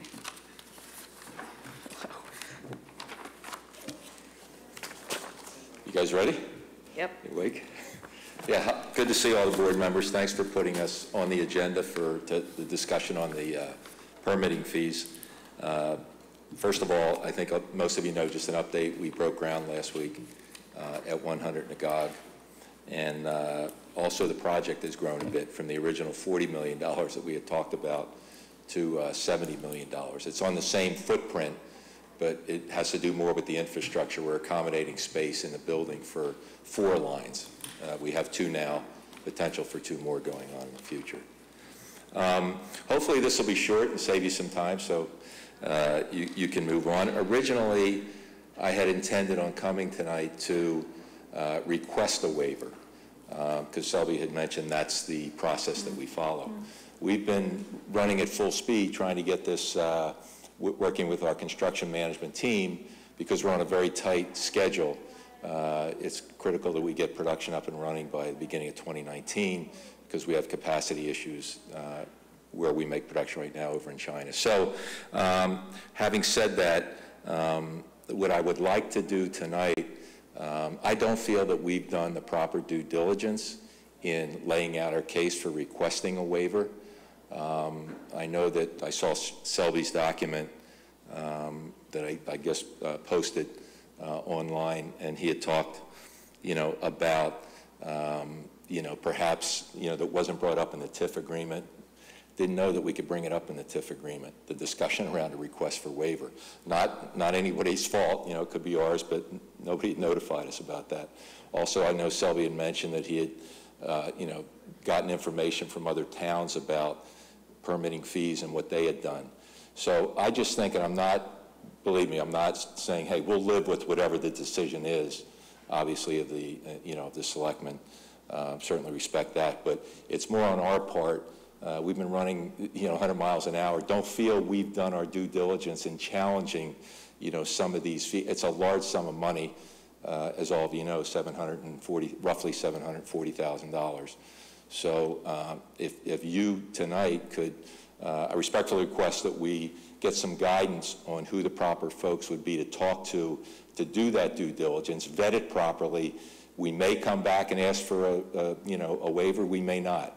I just want to make sure. I don't think we've done the proper work. We should have come to this meeting probably more prepared with to state our case, but nobody really explained the process to us other than you asked for a waiver through the Board of Selectmen. So I'm asking that you give us the courtesy of doing that, talk to the proper people, advise us who to talk to, and then we'll go through that process, and I would hope that if the request for waiver is needed, then we will come at the next Board of Selectmen meeting. That's what I'm requesting tonight. Okay, I guess due process you're talking about, you want to understand where the building fee calculations are coming from and all that, and okay, well, I guess you should talk to the town manager, and the town manager can direct you to, it's going to involve town staff to explain the calculation of building fees. Selby might be there, the building commissioner, so they set up a schedule of fees. That would be great, because we originally started with roughly $1 million permit fee that we thought we were under, and then with probing a little bit with the permitting department, found out that certain expenses should be excluded from that, from that fee. Whether it be insurance, general conditions, things like that would be excluded from the overall construction cost. So we just feel like we want to explore that just a little bit more. Okay. No, I'm glad, because, well, Selby wrote a very persuasive memo, so I think you might have gotten some pushback tonight, so. Yep, Katie. I had two things. One, I think when you talk to town staff and when you think about this, just recognizing that our fees are set to cover our costs for doing the, inspections and other things that we have to do by state law. Your fees can't be making revenue. So if we waive fees, we're taking a hit on our bottom line to do that. So I want you guys to be aware of that and thinking about that when you come to ask us for a request. And two, I would request that you talk to your CEO, because I was quite miffed, to steal the word that Bill used earlier tonight, by the emails that I saw from him essentially threatening to go to the governor to say that we've been difficult to work with, when frankly, building fees are not unique to Acton in any way or unique to this building project in any way. So frankly, if anybody's been difficult to work with, it hasn't been the town. And so it's disheartening to see that kind of language used and those sort of, veiled threats made. Frankly, I don't really care if he goes to Governor Baker, because Governor Baker really doesn't care about how we're dealing with this, honestly. Ms. Baker was a selectman. Right. So he might be very sympathetic to us. And B, what it's like here. It's not, I don't know, that's not a concern of mine. It was frankly offensive. So, I would, if you're going to come to ask for us for some sort of waiver of any kind, I want you to remember and to really understand, and I think talking through with town staff, talking through this issue, you will hopefully come to understand why and how we set our fees. They're not arbitrary. And that kind of language and setting that kind of relationship isn't helpful. This was, it started off as a very positive relationship, and I'd like to see that continuing forward, because I think we could be good partners, and we are happy to have you in town, but not when statements like that are made. So those are what I would like to say. It was just a reaction I had, and I was miffed to see the lead. Thank you. Two comments on that. The first one, that's one of the things you had mentioned, the cost that you would incur. Some of the things we want to explore would be, hey, We have architects and engineers. We can certify the inspections. We can pay for our own third part, or we could pay for a third-party inspector, because I know Selby was concerned about them having to work overtime, the costs that you can incur. Are there things, those are the questions that we want to ask and say, hey, are there ways to keep your fees down? So that's number one. Number two, and this is really just to protect our CEO, I don't think that email is from the CEO. I think Chuck. I don't know who Chuck is. Yeah, no, Chuck, yeah. Chuck is a senior vice president. Sorry, so Chuck, the senior vice president. I stand corrected. You promoted. I would talk to your senior vice president, Chuck, about the language that he uses when speaking about and to us. So. Yes, will do. So again, I appreciate your consideration, this request, and hopefully we'll have this, vetted out by the next, certainly the next meeting, if that's amenable. Madam Chair, I would just also say, he talks about continuous cost surprises. I would say your beef ought to be with your construction estimator. For a construction estimator, as Selby points out, not to inquire about what the building permit fees are going to be sounds to be malpractice. So I'd like the answer to that question if you're looking for a waiver. Okay. Yeah, I guess you're set. So you can return back some time for you guys for the late evening. Yeah, we're going to have to figure out what the schedule is like. Okay. Thank you. Thank you.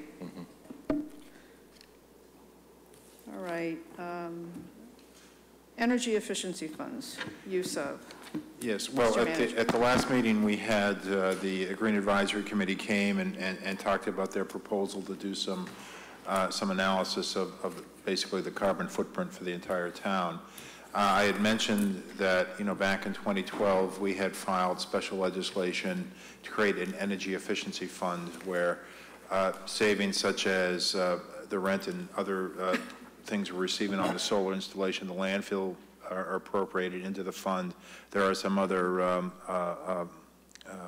monies that go back into it as well. So currently we're at about $123,000 into the energy efficiency fund. It was written in such a way that it can be spent without town meeting appropriation. The Board of Selectmen can authorize expenditures out of this. So I've been thinking about this a little bit.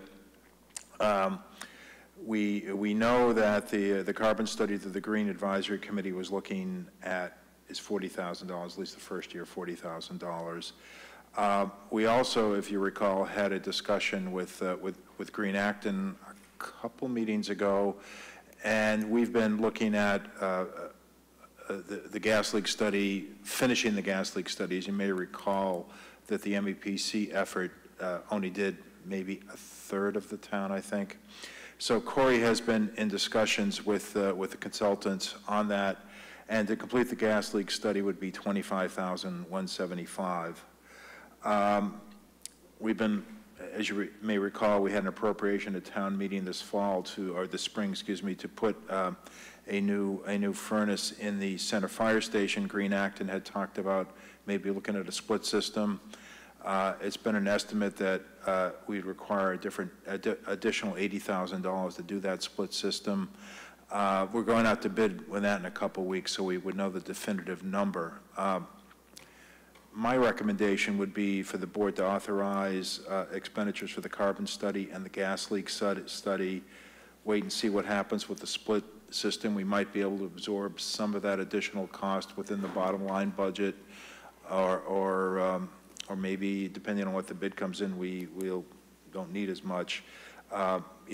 We probably generate about $50K a year into the study, into the fund. So, it's something we might be able to accomplish a little later on, but we won't know the definitive numbers till probably in about a month on the split system. So that's kind of my take on the energy efficiency fund. I kind of would like to get moving on both the gas leak and the carbon study. So, Mr. Manager, just one question. Is it the 5 or the 4 that's correct?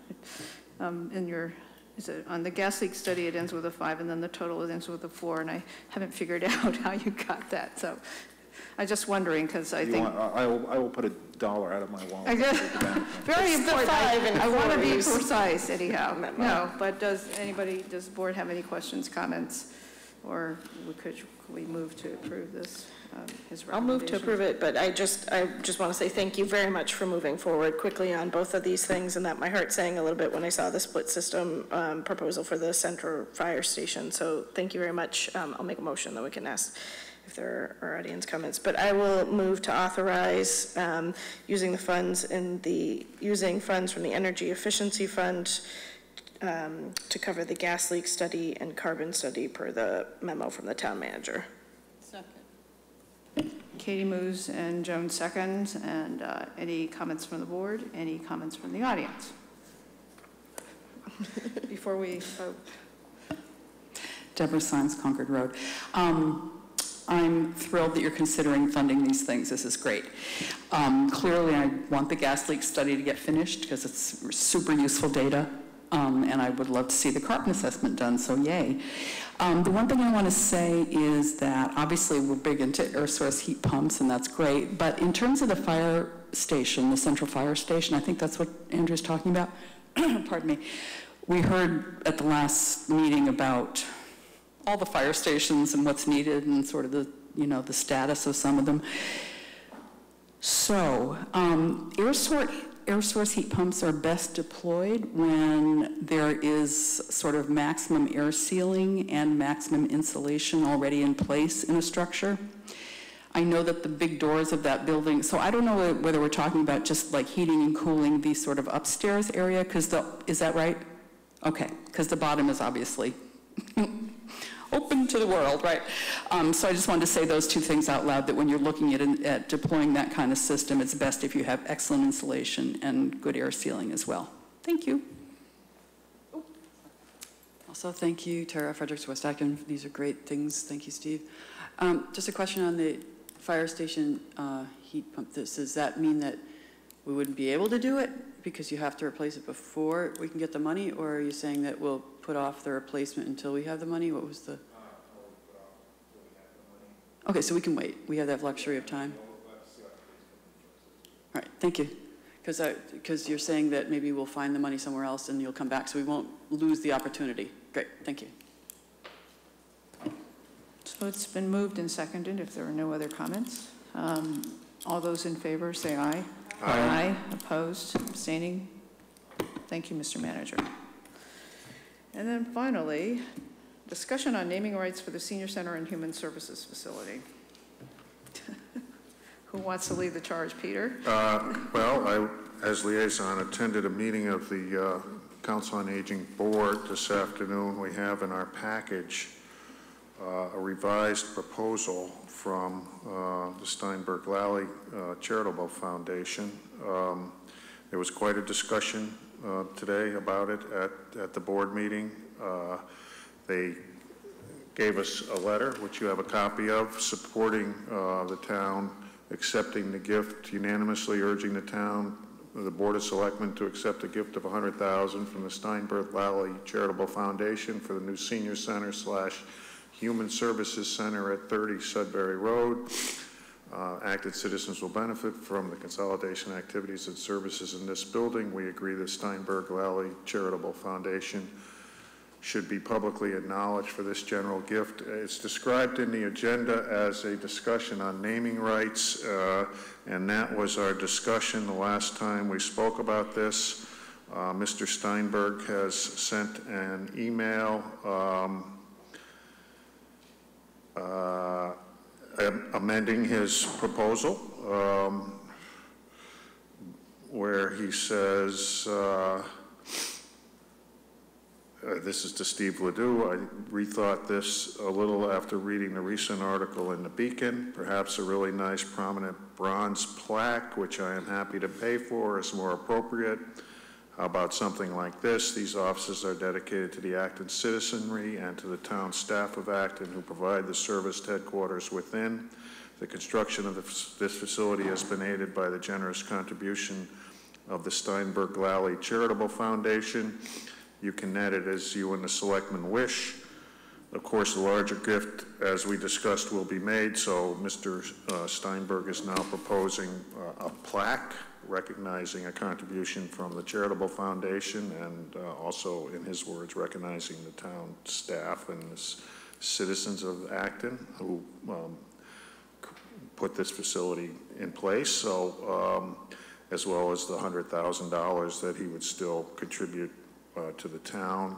A couple of questions came up at the meeting. There was lots of discussion about this language. One question was, is it a dedicated fund specifically for the Council on Aging's use? There are other town departments that'll be in the building, or is it for the facility, which would be spread among the departments? Actually, Tara Fredericks came and made what I thought was a good point, that you might recognize somebody who gives $100,000, but how about the people who give $100, which might be as much to them as $100,000 is to the charitable foundation. But the Council on Aging Board pointed out to me that there was a $100,000 shortfall in the town appropriation for this building because of various unanticipated increases in expenses, I guess. So they've been doing a fundraising campaign, mostly, I think, geared toward furnishings for the Council on Aging space. And they said in their newsletter to people that they would acknowledge people who give $100 by acknowledging them in a newsletter and on their website. If you give a little more, there's an entryway plaque which will hang in the entrance of the new building and consists of multiple smaller personalized plaques. And this is pretty typical of a lot of fundraising we do in town, selling bricks for playgrounds and those kind of things that then are engraved with the names of donors.